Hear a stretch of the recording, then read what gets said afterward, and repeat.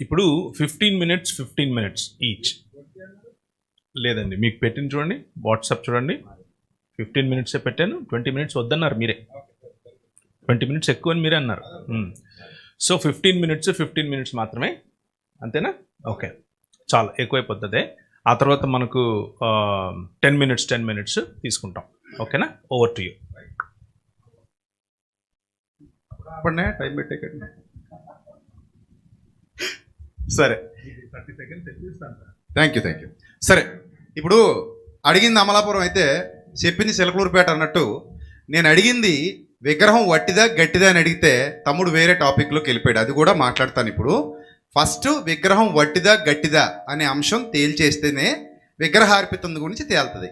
ఇప్పుడు నేను విగ్రహార్పితం తినమని ఎక్కడైనా పబ్లిక్ స్టేట్మెంట్ ఇచ్చేసేనా, మీరు అందరూ తినండి, సంఘాలన్నీ వెళ్ళి తినండి, ఆరాధిస్తూ తినండి అని నేను ఎక్కడ పబ్లిక్ స్టేట్మెంట్ ఇవ్వలేదు. అయితే ఇక్కడ పాయింట్ ఏంటంటే, ఎప్పుడు తినాలో చెప్పాను, ఎవరు తినాలో చెప్పాను, ఎలా తింటున్నామో చెప్పాను, ఎందుకు తింటున్నామో చెప్పాను, తెలిసి తింటే పాపమా, తెలియకుండా తింటే పాపమా, ఇవన్నీ అందులో ఉన్నాయి.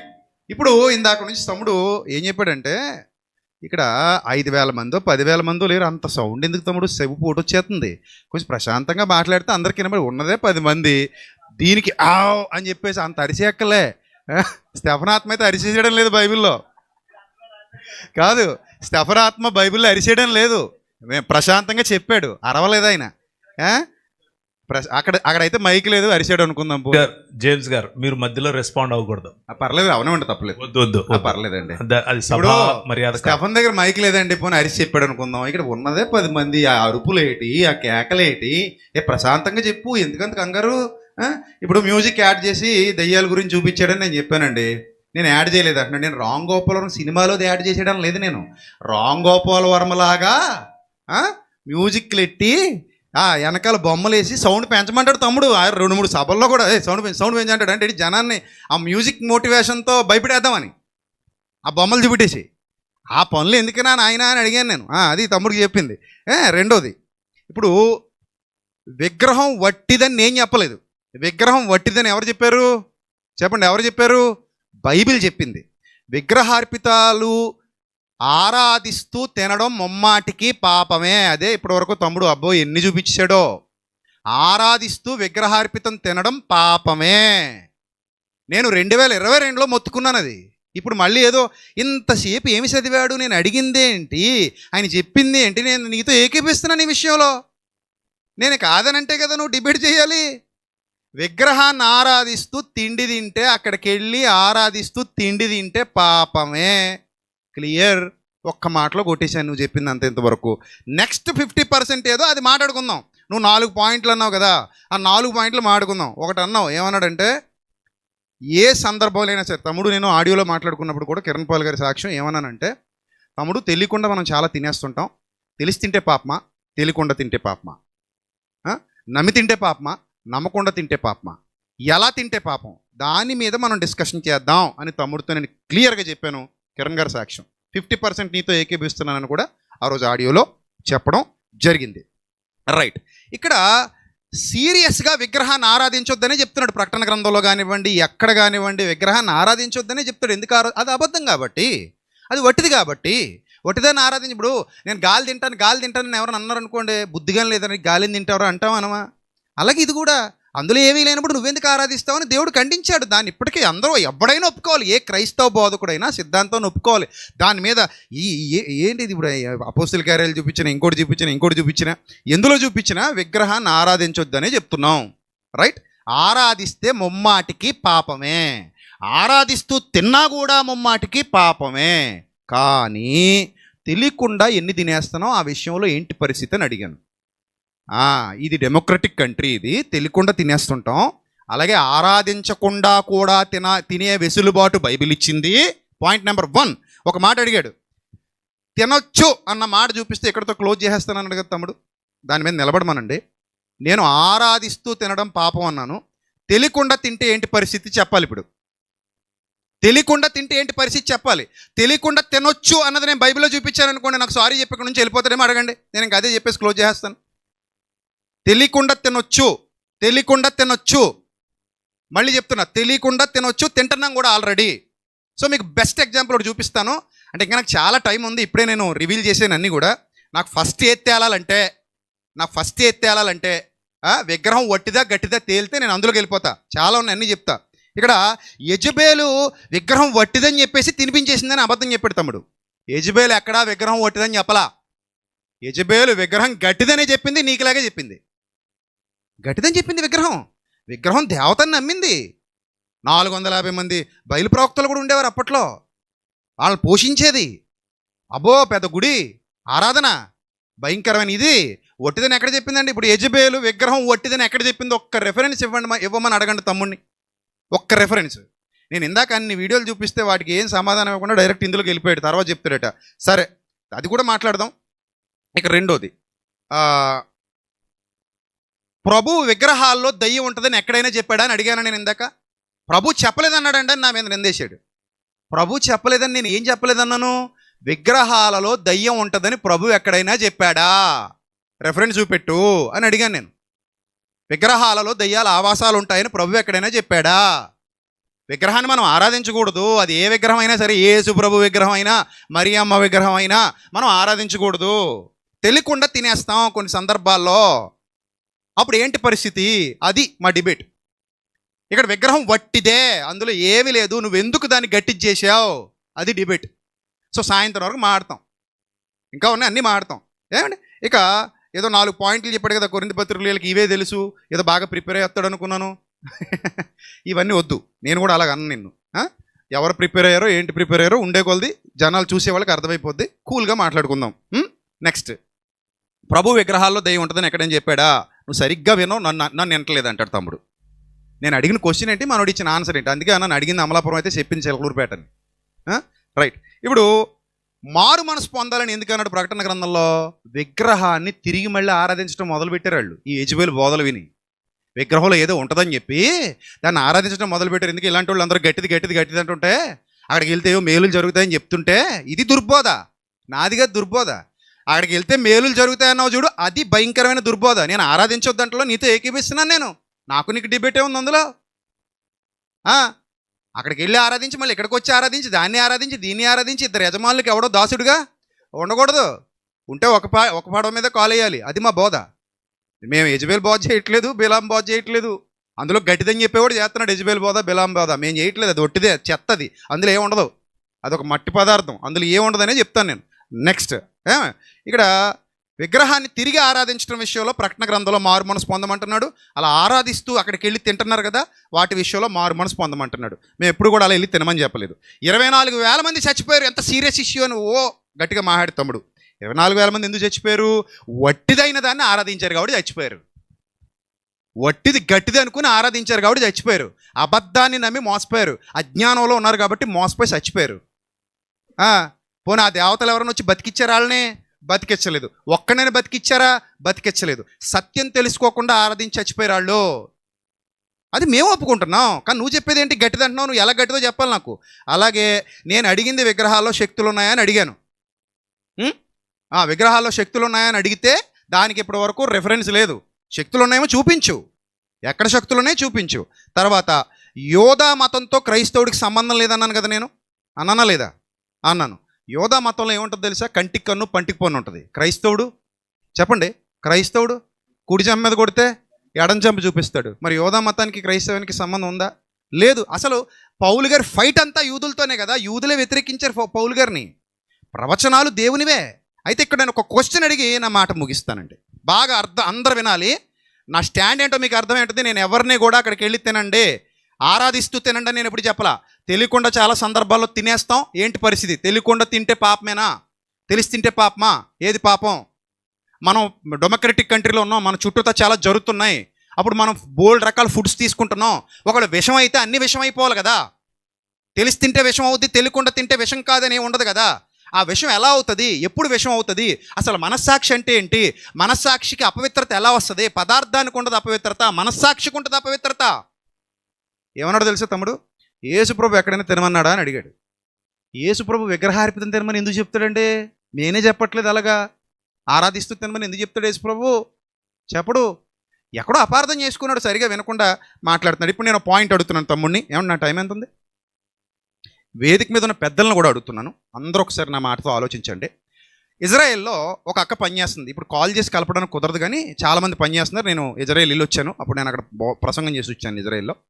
నేను వెళ్ళిన టైము కొంచెం ముందు, పస్కా ముందు వెళ్ళాను. ఈ పస్కా గురించి నేను ఎంక్వైరీ చేసినప్పుడు వాళ్ళు ఏం చెప్పారంటే, పస్కా పశువును వధిస్తారు అక్కడ. పస్కా పశువును వధించి బలిసిన తర్వాత ఆ బలి నైవేద్యాన్ని వాళ్ళు ఎవరైతే యెహోవాకు పస్కా బలి ఇచ్చారో ఆ బలి అర్పణను అక్కడ పనిచేసే వాళ్ళకు కూడా పెడతారు, ఇంట్లో వాళ్ళకు కూడా పెడతారు, మేము అందరం తింటాం అని చెప్పింది. అప్పుడు నేను అన్నాను ఓకే అన్నాను. ఇప్పుడు నేను వీళ్ళందరిని అడుగుతున్నాను, పస్కా బలి క్రైస్తవుడు తినొచ్చా? చెప్పాలి నాకు. అదే యెహోవా కేసిన బలి అది, మరి అదే యెహోవా కేసిన బలి అది. ఆ బలి క్రైస్తవుడు తినొచ్చా? తమ్ముడు చెప్పాలి. ఒకవేళ తినకూడదు అన్నాడు అనుకోండి, ఎందుకు తినకూడదు? అదే బైబిల్ కదా, మరి అదే పాత నిబంధన కదా, అదే ప్రవక్తలు కదా. అసలు ఆ పస్కా బలి తినొచ్చా? రైట్. ఇప్పుడు నూతన నిబంధనలో కొరింథీయులకు రాసిన మొదటి పత్రిక 5వ అధ్యాయం 7వ వచనంలో, మీరు పులిపిండి లేని వారు గనుక కొత్త ముద్ద అవుటకై ఆ పాతదైన పులిపిండిని తీసివేయండి, ఇంతేగాక క్రీస్తును మన పస్కా పశువు వధింపబడ్డాడు కనుక పాతదైన పులిపిండితోనైనను దుర్మార్గత దుష్టత్వను పులిపిండితో కాకుండా నిష్కాపట్యం సత్యమును పులియని రొట్టెతో పండగ చేయాలి. ఇప్పుడు నేను ఒక మాట అడుగుతున్నానండి. తమ్ముడు తినొచ్చు అన్నాడు అనుకోండి, నా కౌంటర్ ఒకలా ఉంటుంది. తినకూడదు అన్నాడు అనుకోండి, నా కౌంటర్ మరోలా ఉంటుంది. అది నెక్స్ట్ సెషన్లో మాట్లాడతాను. తినొచ్చా తినకూడదని మాత్రం అడిగాను నేను. పస్కా బలి క్రైస్తవుడు తినొచ్చా? ఆల్రెడీ ఇజ్రాయెల్లో పనిచేస్తున్న వాళ్ళు తింటున్నారు. ఇక్కడ నుంచి వెళ్ళి పనిచేస్తున్న వాళ్ళు పస్కా ఏదైతే బలిచ్చారో తింటున్నారు. ఇప్పుడు నా పాయింట్ ఏంటంటే, ఆ పస్కా బలి, ఇప్పుడు మేకల యొక్కయు గొర్రెల యొక్కయు బలి ఏదైతే ఇజ్రాయెల్లో జరుగుతుందో, ఆ బలి యెహోవాకి ఇచ్చిన బలి, యూదులు ఇచ్చిన బలి. ఇప్పుడు యెహోవా మన తండ్రి, అక్కడ వాళ్ళు ఆరాధిస్తున్నది అదే తండ్రిని, ఇక్కడ మనం ఆరాధిస్తున్నది అదే తండ్రిని. ఇప్పుడు దేవుడు ఒకవేళ తినకూడదు, ఈ బలి మీరు తినకూడదు, ఎందుకంటే పౌలు తినమని చెప్పలేదు అక్కడ. పస్కా పశువును మీరు వధించాలని, మీరు తినాలని పౌలు చెప్పలేదు. కానీ ఇప్పుడు అక్కడ జరుగుతుంది. ఒకవేళ తిన్నాం అనుకోండి, దేవుడు మనల్ని శిక్షిస్తాడా? వాళ్ళని శిక్షిస్తాడా? వేసినందుకు తండ్రి వాళ్ళని శిక్షిస్తాడా? తిన్నందుకు మనల్ని శిక్షిస్తాడా? ఎలా శిక్షిస్తాడు? ఏ విధంగా శిక్షిస్తాడు? ఇది ఒకసారి ఆలోచించండి. నా పాయింట్ ఇది. మనం తెలియకుండా ఎన్నో, తమ్ముడు కూడా తినేసి ఉంటాడు తెలియకుండా బోల్డు. అప్పుడు విషమే కదా, అతనిలో కూడా విషం చేరినట్టే. ఇప్పుడు ఆ విషయాన్ని బట్టి దేవుడు అతన్ని ఎలా శిక్షిస్తాడు? అది పాయింట్ మాట్లాడాలి. ఆరాధిస్తూ తినమని నేను ఎక్కడ చెప్పట్లా, దానికి ఇంత పెంట చేయాల్సిన అవసరం లేదు. ఇది నన్ను ఫోన్లో అడిగితే చెప్పేది, నేను ఆల్రెడీ చెప్పేశాను కూడా. అంటే ఆ రోజు ఒక మాట అడిగాడు నన్ను, ఆడియో రికార్డింగ్లో ఉంది. ఏమంటాడంటే, అన్న అయితే ఆరాధించకుండా తినొచ్చానే అంటాడు. అప్పుడు నేను ఏమంటానంటే, ఆరాధించకుండా చాలా తినేస్తున్నాను తమ్ముడు, తెలియకుండా తినేస్తున్నాం. సో మనం ఆరాధిస్తూ అయితే తినకూడదు, అక్కడికి వెళ్ళి తినకూడదు. కానీ మన సొసైటీలో బతుకుతున్నాం కదా, కొన్ని పోతాయి, ఎలాగా మనకు తెలియకుండా పోతాయి. కొంతమంది మనం విందులకి అది వెళ్తుంటాం, అలాంటప్పుడు కూడా తినేస్తుంటాం. సో ఇదంతా నేను చెప్పాను. రైట్. ఇప్పుడు ఇక్కడ పాయింట్ ఏంటంటే, నేను అడిగిన ప్రశ్న ఏంటి? విగ్రహాల్లో దయ్యాలు నివాసం ఉంటాయా? అది చాలా పెద్ద బ్లెండర్. అది నువ్వు రక్షణ అంటున్నావు, రక్షణ నాశనం చేసావు ఆ పాయింట్ చెప్పి. అన్యజనులందరినీ దూరం చేస్తున్నావు క్రీస్తుకి. ఏమన్నా నాకు టైం ఎంత ఉందండి? 2 నిమిషాలు ఉందా? అది ఉందా? మా తమ్ముడు చెప్పిన మాటకి ఒకళ్ళు పెట్టారు వీడియో. రాధా మనోహర్ దాస్ అంటాడు, ఇలా చర్చిలో శవాన్ని ఆరాధిస్తున్నారు, మనల్ని అంటున్నారని పెట్టాడు. దానికే ఇలా చర్చిలో శవాన్ని ఆరాధిస్తున్నారు వీళ్ళు, మనల్ని దయ్యాలు అంటున్నారు వీళ్ళు అని తమ్ముడు ఏ కాన్సెప్ట్లో చెప్పాడో అది సరిగ్గా అర్థం చేసుకోకుండా అతను చెప్పాడు. ఇదిగో చూడండి, గొర్రెలు రూల్స్ పెడితే కానీ విగ్రహాల జోలికి పోవద్దంట. విగ్రహంలో ఏమన్నా ఉందా లేదా? దేవత్వం ఉందా? విగ్రహంలో శక్తి ఏమన్నా ఉందా? విగ్రహం వట్టిదని బైబిల్లో ఉందా లేదా? ఏ గుళ్ళోనూ దెయ్యాలు ఉండవు, ప్రతి చర్చిలో దెయ్యాలు ఉంటాయి. అర్థం చేసుకోండి. చాలా ఆపి. సో తమ్ముడు విగ్రహాల్లో శక్తులు ఉంటాయి, అక్కడికి వెళ్తే పనులు అవుతాయి, దెయ్యాలు అక్కడే కాపురం ఉంటాయి, ఆవాసం ఉంటాయని చెప్పడం వల్ల వీళ్ళు మన యేసుప్రభువుని కూడా శవం అంటున్నారు, దెయ్యం అంటున్నారు వాళ్ళు. అది నేను పెట్టిన వీడియో కూడా కాదు. మీకు కావాలంటే చూసుకోండి, వెళ్ళి ఇప్పటికీ అలాగే ఉంది. నా బాధ అది. కాబట్టి నేను చెప్తున్నది ఏంటంటే, క్రైస్తవ సంఘానికి చెప్పాల్సినటువంటి పాయింట్ ఏంటంటే, విగ్రహం వట్టిది. నేను చెప్పలేదు, బైబిల్ చెప్పింది. నువ్వు గట్టిది అన్నావు, అది ఎలా గట్టిదో నిరూపించు. ఆ తర్వాత విగ్రహార్పితం ఎప్పుడు తినాలి ఎప్పుడు తినకూడదు మాట్లాడదాం. ఇంకా చాలా టైం ఉంది. నేను నీతో 50% ఏకీపిస్తున్నాను. ఆరాధిస్తూ తినకూడదు, ప్రకటన గ్రంథంలో రెఫరెన్స్ నేను నమ్ముతున్నాను. దానికి ఇంకా చాలా క్లియర్ లోతైన వివరణ ఇస్తాను. మీరు ఎప్పుడు కని విని ఎరుగని వివరణ ఇస్తాను దానికి. అలాగే కొరింథీయులకు రాసిన మొదటి పత్రిక 8వ అధ్యాయంలో ఏవైతే 4 పాయింట్లు చెప్పావో దాని గురించి కూడా మాట్లాడుకుందాం. వివరించు. ముందు అది గట్టిదే నువ్వు చెప్పావా లేదా అది చెప్పు. అలాగే గొంతు పిసికి చంపిందని తినకూడదని చెప్పి సీరియస్గా చెప్పాడు కదండి. సార్ ఒక్క మినిట్ అయినా ప్లీజ్. ఉందా? ఉంది కదా. ఆ గొంతు పిసికి చంపిందని ఎలా తింటున్నావో కూడా చూపిస్తాను చూడండి. చాలా చికెన్ సెంటర్ల దగ్గర కోడి పీకలు తిప్పేస్తాడు, మరిగే నీటిలో పెట్టేస్తాడు. మరిగే నీటిలో పెట్టేసి కోడి పీకలు తిప్పేసి కొయ్యరు, కొంతమంది పీక్ కొయ్యరు, ఇలా తిప్పేసి. ఎందుకంటే ఆ బ్లడ్ అది చెత్త చెదారం సిటీలో అయితే మళ్ళీ పోసుకోవడానికి ఇబ్బంది అనే వాళ్ళకి ఇలా తిప్పేసి మరిగే నీటిలో పెట్టేసి ఆ ఈకలన్నీ పీకేసి మనకు కొట్టిచ్చేస్తాడు. మనం రోజు గొంతు పిసికి చంపిని బోళ్ళు తింటున్నాం మనం. చూడండి వీడియో చూడండి, అదిగో తీయించని దగ్గర ఉండి, అదిగో అది గొంతు పిసికి చంపేశాడు దాన్ని. ఆ పేక్ కొయ్యలేదు, ఆ కొట్టేసి ఇచ్చాడు చక్కగా. ఇలా చాలా చికెన్ సెంటర్లో చేస్తారు. ఇలా కావాలంటే వెళ్ళి చూడండి, అందరూ పీకలు కొయ్యరు, కొంతమంది కోస్తారు. మరి గొంతు పిసికి చంపిందని తింటున్నాం కదా మనం. మరి ఇప్పుడు కూడా దేవుడు మనల్ని నరకలేస్తాడా? అసలు సంఘానికి ఏం చెప్పాలండి? ఇలా రెచ్చగొట్టేసి భయపెట్టేసి నరికేస్తాడు, పొడిచేస్తాడు, మంచం పట్టించి మీ పిల్లలను చంపేస్తాడు. ఏంది ఇదంతా? ఆలోచించి ప్రశాంతంగా మాట్లాడుకుంటే కొరింథీయులకు రాసిన మొదటి పత్రిక ఏం చెప్తుంది, 8వ అధ్యాయంలో ఏం చెప్తుంది, 9వ అధ్యాయం ఏం చెప్తుంది, 10వ అధ్యాయం ఏం చెప్తుంది. ముందు విగ్రహం గట్టిదా ఒట్టిదా, నువ్వు ఎందుకు గట్టిదా అన్నావు ఫస్ట్ అది చెప్పు. నువ్వు తప్పు చేసావు, గట్టిదని చెప్పి తప్పు చేసావు, అది చెప్పు. మధ్యాహ్నం దాకా మనం మాట్లాడుకుందాం. నీతో 50% ఏకీపిస్తున్నాను. Thank you, love you, God bless you. Thank you brother. మీకు 15 minutes ఇస్తాను ఇప్పుడు జేమ్స్ గారు. అయితే దానికి ముందు చిన్న మాట. ఇంతకుముందు జేమ్స్ గారు విజయప్రసాద్ గారు మాట్లాడుతున్నప్పుడు మధ్యలో రెస్పాండ్ అయ్యారు. దయచేసి మీరు అలాంటివి రిపీట్ చేయకండి, అది సభా మర్యాద కాదు. అలాగే నాకు తెలుసు మనం ఈస్ట్లో ఉన్నామని, నాకు బాగా తెలుసు మనం ఈస్ట్ వెస్ట్లో ఉన్నామని. కాకపోతే మధ్య మధ్యలో వాడే పదాలు కొంచెం జాగ్రత్తగా వాడండి. అనేకులు చూస్తూ ఉంటారు కాబట్టి మన పదాలు సభా మర్యాదను దాటిన పదాలు వాడకండి. వ్యంగ్యం ఓకే, వ్యంగ్యం వరకు ఓకే, చక్కగా వ్యంగ్యాస్త్రాలు ఒకరినొకరు మీరిద్దరు తెలిసిన వారు అన్నదమ్ముల్లాగే ఉన్నారు కాబట్టి అంతవరకు ఓకే. కానీ భాష ఎప్పుడు కూడా హుందాగా ఉండేందుకు ప్రయత్నం చేయండి దయచేసి. ఇది ఎవరిని ఉద్దేశించి చెప్తున్నది కాదు. ఇద్దరికీ మీరిచ్చిన పిలుపు, మీరిచ్చిన స్వాగతాన్ని బట్టి, మీరు నాకు ఇచ్చిన స్వేచ్ఛలో నేను మీకు ఈ మాట చెప్తున్నాను. దయచేసి వేరే రకంగా తీసుకోకండి. ఓవర్ టు జేమ్స్ గారు, 15 minutes.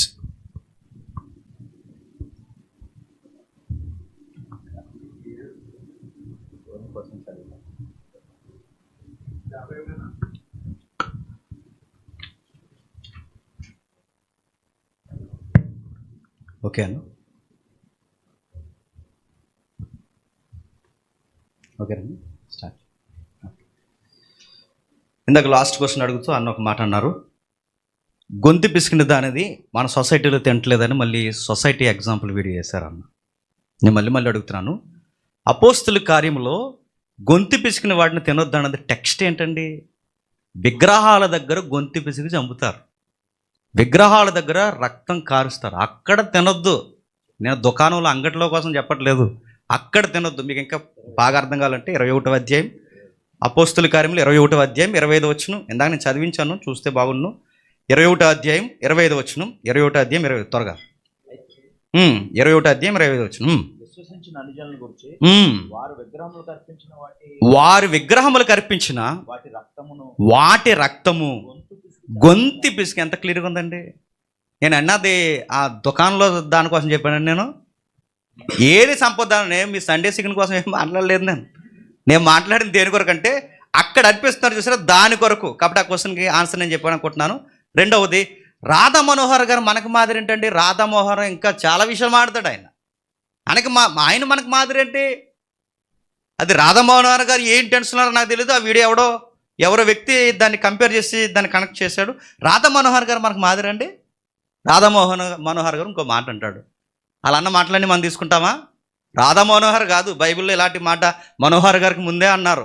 ఆ 17వ అధ్యాయం ఎపిక్యూరీలు ఏమన్నారు? యేసుప్రభు పునరుద్ధానం గూర్చి, విశ్వాసమును గూర్చి పౌలు బోధిస్తుంటే ఈ వ్యక్తి దయ్యాల బోధ చెప్తున్నాడు. యేసుప్రభు వారిని దయ్యం అన్నారు వాళ్ళు. రాధా మనోహర్ అనేదండి బయట 70 అంటాడండి. ఆడు అలా అనేసాడరా మనం అనేయడం వల్ల అంటే, నువ్వు నీది చెప్పి అసలు మనకు రగడ ఎక్కడ స్టార్ట్ అవుద్దంటే, సొసైటీకి మనకి ఎక్కడ పడదంటే యేసుప్రభుని బోధిస్తే చాలు మనకు పడదంతే. ఆయనే సత్యము, ఆయనే జీవము, ఆయనే మార్గం, ఆయనతో పడదు లోకానికి నాకు పడదన్నాడు ఆయన. నన్ను నమ్మినందుకు మీ ఇంటి వారు మీకు వ్యతిరేకం అవుతారు, నన్ను నమ్మినందుకు కోడలకి అత్తకి ప్రాబ్లం వస్తారు, నన్ను నమ్మినందుకు కుటుంబంలో సీలికలు వస్తాయన్నాడు. ఇది ప్రాబ్లం మనకి. రాధా మనోహర్ ఏంటండి? ఆయన అంటాడు, ఆయన నేచర్ అది, ఆయన పెద్దరికానికి వదిలేస్తున్నాం అది, ఆయన అంటాడు వదిలేయండి. కాబట్టి రాధా మనోహర్ గారు కాదు మనకి అపోస్తుల కార్యాలు ఇలాంటి వాళ్ళు అన్నట్టు మనకు కనబడుతుంది. వాళ్ళేదో బయట వాళ్ళు మాట్లాడలేండి. మరొకటి, పస్కా బలి పశువు ఇప్పుడు తింటారా అని అడిగారు. ఎస్, తింటున్నాను నేను.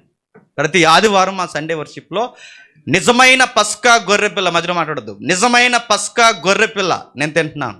నిజమైన పస్కా గొర్రెపిల్ల నేను తింటున్నాను. పస్కా నేను ఇందాక చెప్పాను, ట్రాన్స్ఫార్మ్ అయ్యే కొన్ని ముఖ్యమైన విషయాలు. విశ్రాంతి దినము, ప్రభు యొక్క పస్కా, ఇవి ట్రాన్స్ఫార్మ్ అయ్యాయి. నోట్ చేసుకోండి, రికార్డెడ్ ఉంది, నోట్ చేసుకోండి. ఇవి అయ్యాయి, ఇప్పుడు నేను ఆచరిస్తున్నాను. నిజమైన పస్కా, నిజమైన గొర్రెపిల్ల నేను తింటున్నాను.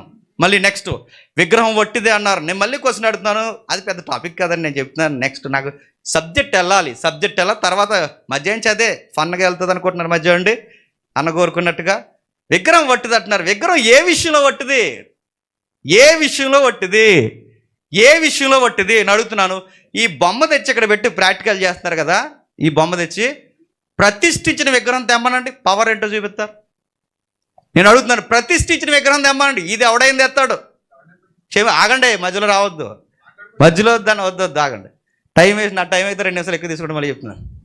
నో, మధ్యలో ఎవ్వరు మాట్లాడకూడదు. అది మీరు మధ్యలో స్పందించకండి. ఒకవేళ వాళ్ళు మాట్లాడినా నో అంటే నాకు డిస్టర్బ్. నో మధ్యాహ్నం లంచ్ తర్వాత నిద్ర రాకుండా ఇద్దరు డైరెక్ట్ ఆడుకుందాం. ప్రతిష్ఠించిన విగ్రహం తెమ్మన్నా, టైం అయిపోతుంది. ప్రతిష్ఠించిన విగ్రహం తెమ్మనండి. లడ్డూకి సేక్ అయింది రాష్ట్రం, లడ్డూకి ప్రతిష్ఠించింది తెమ్మని. ఈ బొమ్మ ఎవరైనా తెస్తారండి? ఇది కాదు. ప్రతిష్ఠించిన పవర్ ఎక్కడుందో కనబడుద్ది. నేను ఎక్స్ప్లెయిన్ చేయను కొన్ని విషయాలు ఆన్ రికార్డ్. పవర్ ఏంటో కనబడుతుంది, అక్కడ తెమ్మనండి. పస్కాని అడుగుతున్నాను, విగ్రహం వట్టిదో గట్టిదో ఎలా ఉంటుందో, గవర్నమెంట్లు ఎలా దిగొస్తాయో అది కదపమానండి, తెలుస్తుంది. రోడ్డు వేస్తున్నప్పుడు గవర్నమెంట్ తీయలేకపోతుంది, బిల్లులు పొడిగిస్తున్నప్పుడు గవర్నమెంట్ తీయలేకపోతుంది. నెక్స్ట్, ప్రకటన గ్రంథంలో ఆరాధిస్తూ తినొచ్చు అన్నారు. ఎక్కడుందండి ఆరాధిస్తూ తిన్నందుకు పాయింట్అవుట్ చేశాడా? ఎక్కడుందండి ప్రకటన గ్రంథంలో అలా ఆరాధిస్తూ తిన్నారని? నాకు ఆన్సర్ చూపించండి. నా ప్రశ్న, ఆరాధిస్తూ తిన్నారని ఆ వివరణకి నాకు రెఫరెన్స్ చూపించండి. ఆ వివరణకి నెక్స్ట్ టైం నాకు రెఫరెన్స్ చూపించండి. ఆరాధిస్తూ అంటే ఆరాధిస్తూ తింటే పాపమా? ఆరాధిస్తూ తినకుండా ఉంటే పాపం కాదా? అంటే ఆరాధిస్తూ తింటేనే పాపం, ఆరాధించకుండా తింటే పాపం కాదని చెప్తున్నాడు అని అడుగుతున్నాను. ఆరాధించకుండా తింటే పాపం కదట, ఆరాధిస్తూ తింటే పాపట. మళ్ళీ ఈ వివరణ ఎక్కడుందో అడుగుతున్నాను నేను. ఈ వివరణ ఎక్కడుందో నాకు కావాలి. ముఖ్యంగా ప్రకటన గ్రంథం అన్నారు, అక్కడ చూపించాలి. రెండవది, నేను ఎక్కడైనా వెళ్ళి తినమని చెప్పాను అని అడిగారు. నేను ఎక్కడైనా వెళ్ళమంటే మరి కేఆర్ టీవీలో చెప్పింది ఏంటి? కేఆర్ టీవీలో చెప్పింది ఏంటి? అవును, మీరు తింటే మీరు సేవకులుగా అక్కడ నిలబడి అలాంటి స్టేట్మెంట్ ఇస్తే కింద ఉన్న వాళ్ళు ఆగుతారా? అక్కడే కదా ప్రాబ్లం వచ్చింది. పౌలు గారు అలాంటి స్టేట్మెంట్ ఇవ్వలేదు, ఏ సేవకుడు ఆ స్టేట్మెంట్ ఇవ్వలేదు. అమలాపురం సిలకలూరుపేట అన్నారు కదా, అమలాపురం నుంచి సిలకలూరుపేట వరకు ఏ సేవకుడు తినమని చెప్పడు, ఎవ్వరూ చెప్పరు. అక్కడ వరకు ఎందుకు, ఇక్కడ కూర్చున్న చాలా మంది ఈ విషయాన్ని చెప్పరు. అమలాపురం నుంచి సిలకలూరుపేట వరకు ఏ సేవకుడు చెప్పాడో నాకు చూపించండి. అమలాపురం సిలకలూరుపేట ఎగ్జాంపుల్ ఫన్ బాగుంది, నెక్స్ట్ చూద్దాం. కేఆర్ టీవీలో మీరు చెప్పింది ఏంటి? నేను తింటానంటే మీరు తింటారన్న ఆ మాట చాలన్నా, అందరూ తింటారు. నెక్స్ట్ మళ్ళీ అడుగుతున్నాను, సూపర్ మ్యాన్తో పోల్చడం అన్ని తమ్ముడికే కౌంటర్ అయిపోయింది అంటున్నాడు. సూపర్ మ్యాన్తో పోల్చడం తమ్ముడికే కౌంటర్ అయిపోయిందంటే సరిగా వినండి ఆ వీడియోని. అందుకే సరిగా వినలేదు అన్నీ అన్నాను. ఎందుకు అనుకున్నారు? సూపర్ మ్యాన్తో పోల్చడం దేవుడికి, మా నాన్న సూపర్ మ్యాన్లో ఉన్నాడని పోల్చడం ఏమైనా పోలిక బాగుందా అన్నాను. ఎందుకు? సూపర్ మ్యాన్ లేడు కాబట్టి మా నాన్న సూపర్ మ్యాన్తో పోల్చకూడదు, అందుకు పోలిక బాగలేదు అన్నాను. ఇప్పుడు ఉన్న దేవుణ్ణి పోల్చాలంటే అవతల వైపు ఒకటి ఉండాలన్నాను. ఎంత క్లియర్గా అన్నానండి నేను. అందుకని అన్నాను, సరిగా వినలేదు అన్నాను. సూపర్ మ్యాన్తో పోల్చకూడదు, ఎందుకంటే సూపర్ మ్యాన్ లేడు, స్పైడర్ మ్యాన్ లేడు, ఐరన్ మ్యాన్ లేడు, ఇంకేమేను మనమే ఉన్నాం, ఎవరు లేరు. మళ్ళీ అడుగుతున్నాను, ఇంకా హస్తకృత ఆలయాల్లో ఏమైనా ఉందా? ఆకారంలో ఏమైనా ఉందా అని అడుగుతున్నారు. ఆకారంలో ఉందా? వాటికి వెనక కార్యాలు జరుగుతుంటే మొదటి 2వ దశలోనిక పత్రిక 2వ అధ్యాయం 9-10 వచనాలు అక్కడ ప్రాక్టీస్ చేస్తున్నారు ఉన్నారు చూడండి. 2వ దశలోనిక పత్రిక 2వ అధ్యాయం 9-10 వచనాలు త్వరగా అక్కడ రాయబడిన మాట, మహత్కార్యాలు సూచక్రియలు చేయడానికి శాతానికి శక్తి ద్వారా వాడబడుతున్న కార్యాలు ఉన్నాయట. అక్కడికి వెళితే కొన్ని పనులు అవుతాయంటే ఆడు మోసపరిచి మైమరిపించేలా చేస్తాడని చెబుతుంది బైబిల్. వాడు మైమరిపిస్తాడు, వండర్స్ చేసినట్టు చేస్తాడు. అది అనిపిస్తుంది ఒరిజినల్ కాదని పబ్లిక్ తెలియదు, కానీ అది ఆ విషయంలో ఆ ట్రాప్లో పడతారు. యేసుక్రీస్తు వారు ఎక్కడైనా అన్నారంటే ప్రకటన గ్రంథంలో చెప్పారు. యేసుక్రీస్తు వారు ఎక్కడైనా అన్నారా? విగ్రహాల విషయంలో ఎక్కడైనా అన్నారంటే నేను మళ్ళీ అడుగుతున్నాను, అన్నారు. ఎక్కడన్నారు తెలుసా? ఆయన బయలుజుబుల్ కోసం మాట్లాడాడు. బయల్జబుల్ అంటే ఏంటండి? టైం ఉందన్న ఇంకా? బయల్జబుల్ అంటే ఏంటి? బయల్జబుల్ అంటే ఏం మాట్లాడాడు? చాలా విషయాలు మాట్లాడుగా. విగ్రహాలను చూసి మాట ఒక రిఫరెన్స్ చూసి మధ్య తర్వాత దాన్ని ఆర్గ్యుమెంట్ చేద్దాం. ద్వితీయోపదేశకాండం 32వ అధ్యాయం, ద్వితీయోపదేశకాండం, వాటి వెనకాల ఏమైనా ఉన్నాయని అడుగుతున్నారు. వెళదాం టాపిక్లోనికి. అన్న కోరుకున్నట్టే విగ్రహాల జోలికి వెళ్దాం. మధ్యాహ్నం నుంచి పూర్తిగా ప్రసాదాలు, క్షమించండి, అర్పితాలు కూడా ఏంటో మనం చూద్దాం. ద్వితీయోపదేశకాండం 32వ అధ్యాయం 12 వచనం. యెహోవా 16 వచనం నుంచి మెయిన్ వచనాలు వెళ్ళిపోదాం. 16, 17 వచనాలు. వారు అన్యుల దేవతల చేత ఆయనకు రోషం పుట్టించిరి, హేయ కృత్యముల చేత ఆయన కోపింపజేసిరి. వారు దేవత్వం లేని దయ్యాలకు, తామెరుగని దేవతలకు, కొత్తగా పుట్టిన దేవతలకు, తాము పితరులు భయపడిన దేవతలకు. ఇప్పుడు మళ్ళీ అడుగుతుందండి ఇక్కడ దయ్యాలు అంటే ఏంటండి? విగ్రహాలకు 3 క్వశ్చన్లు అడుగుతున్నాను. ఇక్కడ విగ్రహాల కోసం చెప్తున్నాడా, లేదా కేవలం దయ్యాల కోసమే చెప్తున్నాడా, లేదా దయ్యాల వెనక్కున్న విగ్రహాల కోసం చెప్తున్నాడు? ఈ 3 క్వశ్చన్లకి నాకు ఆన్సర్ చెప్పాలి. విగ్రహాల వెనకున్న దయ్యాలు. నా వీడియోస్లో ప్రతిసారి నన్ను నొక్కి మాట్లాడేది దాని వెనక వాడున్నాడు, దాని వెనక వాడున్నాడు, వాడు ఉన్నాడు, దాని వెనక వాడే పని చేస్తున్నాడు. అందుకే విగ్రహాల కోసం మాట్లాడుతుంటే ఇక్కడ ఆకారాల కోసం మాట్లాడితే ఇక్కడ చెబుతున్నది విగ్రహాల కోసమా, దయ్యాల కోసమా? విగ్రహాల వెనకాల ఉన్న దయ్యాల కోసమా, దేనికోసం మాట్లాడుతున్నాడు నాకు చెప్పాలి. ద్వితీయోపదేశకాండం 28వ అధ్యాయం, ద్వితీయోపదేశకాండం 28వ అధ్యాయం చదువు. ద్వితీయోపదేశకాండం 28వ అధ్యాయం 16 వచనం. ద్వితీయోపదేశకాండం 28వ అధ్యాయం 16 వచనం. ద్వితీయోపదేశకాండం 28వ అధ్యాయం 16 వచనం తప్పు రాశారు చూడండి. ఇక్కడ రాసిన మాట మీరు చూడండి. ఇక్కడ ఒక మాట ఉంటుంది, 12వ అధ్యాయం 16 అనుకుంటాను. అక్కడ ఉన్న విషయం ఒకటి మనకు కనబడుతుంది. దేవతలు అనే పదం ఉంటుంది. ఇక్కడ ఉన్న దేవతలు ఎవరు? హే కృత్యాలు ఉంటుంది. ఇక్కడ ఏ కృత్యాల చేత కోపం పుట్టించారంటాడు. ఎవరు అక్కడ ఉన్నది? ఆ 16 వచనంలో ఉన్నది ఎవరు? క్షమించండి, ఇప్పుడు మనం చదువుకున్న 32వ అధ్యాయం 16 వచనంలో ఇక్కడ ఉన్న దేవతలు ఎవరు? దేవతలు ఎవరు? హే కృత్యాలు అంటే ఏంటి? ఇక్కడ విగ్రహాలకి అర్పిస్తూ తింటున్న విషయాలు ఏంటి? అలాగే కీర్తన గ్రంథం 106వ అధ్యాయం 37వ వచనం, వీటన్ని మాట్లాడదాం. 106వ అధ్యాయం 37వ వచనం, 106వ అధ్యాయం 37వ వచనం. మరియు వారు తమ కుమారులను తమ కుమార్తెలను దయ్యాలకు బలిగా అర్పించిన అడుగుతున్నారు. దయ్యాలకు బలిగా అర్పించినాడు ఊహించుకున్నాడు, గాల్లో అనుకున్నాడు వాడు. దయ్యాలకు బలి అర్పించడం అంటే ఏంటంటే అక్కడ ఇంటెన్షన్, రైటర్ యొక్క ఇంటెన్షన్ ఏంటి? అక్కడ దయ్యాలకి బలిగా అర్పించిన రైటర్ యొక్క ఇంటెన్షన్ ఏంటి? రైటర్ డైరెక్ట్గా దయ్యాలని పరిశుద్ధాత్మ ప్రేరణతో వేటిని కూర్చి అంటున్నాడు? మాయా స్వప్నాలు, ఆకారాలు. వారి విగ్రహములకు పూజ చేసిరి, అవి వారికి ఊరాయిను. మరియు వాళ్ళ తమ కుమారులను తమ కుమార్తెలను దయ్యాలకు బలిగా అర్పించారు. దయ్యాలంటే ఏంటి? మరొకటి యేసుప్రభువు ఎక్కడ ఇటు కూర్చి మాట్లాడే బయల్జబుల్ అంటే ఏంటి? బయల్జబుల్ అంటే 2వ రాజుల గ్రంథంలో, మీరు ఇంటికి వెళ్తారు చదవండి, 2వ రాజుల గ్రంథంలో ఆహాబుకి నీరసం వస్తుంది, ఆహాబుకి హెల్త్ డిస్టర్బెన్స్ వస్తుంది. అప్పుడు అడుగుతాడు, నాకు స్వస్థత కావాలి, నాకు స్వస్థత కావాలి, నాకు మాట్లాడాలంటే అక్కడి నుంచి ఏదో ఒక విషయం వినిపించాలంటే అక్కడ ఉన్న తన సర్వెంట్స్ ఎవరైతున్నారో బయల్జబూలు దేవుణ్ణి సంప్రదించడానికి వెళ్తారు. అహజ్యా కాలంలో అహజ్యా యొక్క సర్వెంట్స్ ఎవరైతున్నారో బయల్జబూల్ అంటే, ఇక్కడ బయల్జబూల్ అంటే ఎవరండి? పాత నిబంధనలో రాజుల గ్రంథంలో బయల్జబూల్ అనేది ఒక గుడి, ఒక ఆకారం, దాని గురించి మాట్లాడుతున్నారు. ఇప్పుడు చెప్పండి, ఈ బయల్జబూల్ వలన యేసుప్రభు వారు దయ్యాలు ఎలాగొడుతున్నాడు అంటే, ఇప్పుడు యేసుప్రభు వారు బయల్జబూల్ ఎక్కడుందిరా, బయల్జబూల్ ఏంట్రా, ఇదేంట్రా, బయల్జబూల్ అంటున్నారు, బయల్జబూల్ దయ్యం ఏంట్రా అని ఏమైనా ఎవరిని ఇచ్చాడంటే ఆయన ఏమన్నా తెలుసా? సాతాను తన రాజ్యానికి వ్యతిరేకంగా ఎలాగొడదు అక్కడ డిక్లేర్ చేస్తున్నాడు. బయల్జబూల్ ఆరాధన, బయల్జబూల్ వెనక దయ్యమే ఉంది. ఎందుకనలేదు యేసుప్రభు వారు? ఎక్కడ అనలేదు యేసుప్రభు వారు? ఖచ్చితంగా అన్నాడు, బయల్జబూల్ అన్నాడు. ఇంకేమన్నాడు? బయల్జబూల్ అన్నాడు. ఇంకా మరో మాట చూడండి, అపోస్తుల కార్యములు 17వ అధ్యాయం 18వ వచనం, 17వ అధ్యాయం 18వ వచనం. ఎపికురీల్లోను స్తోయికుల్లో ఉన్న కొందరు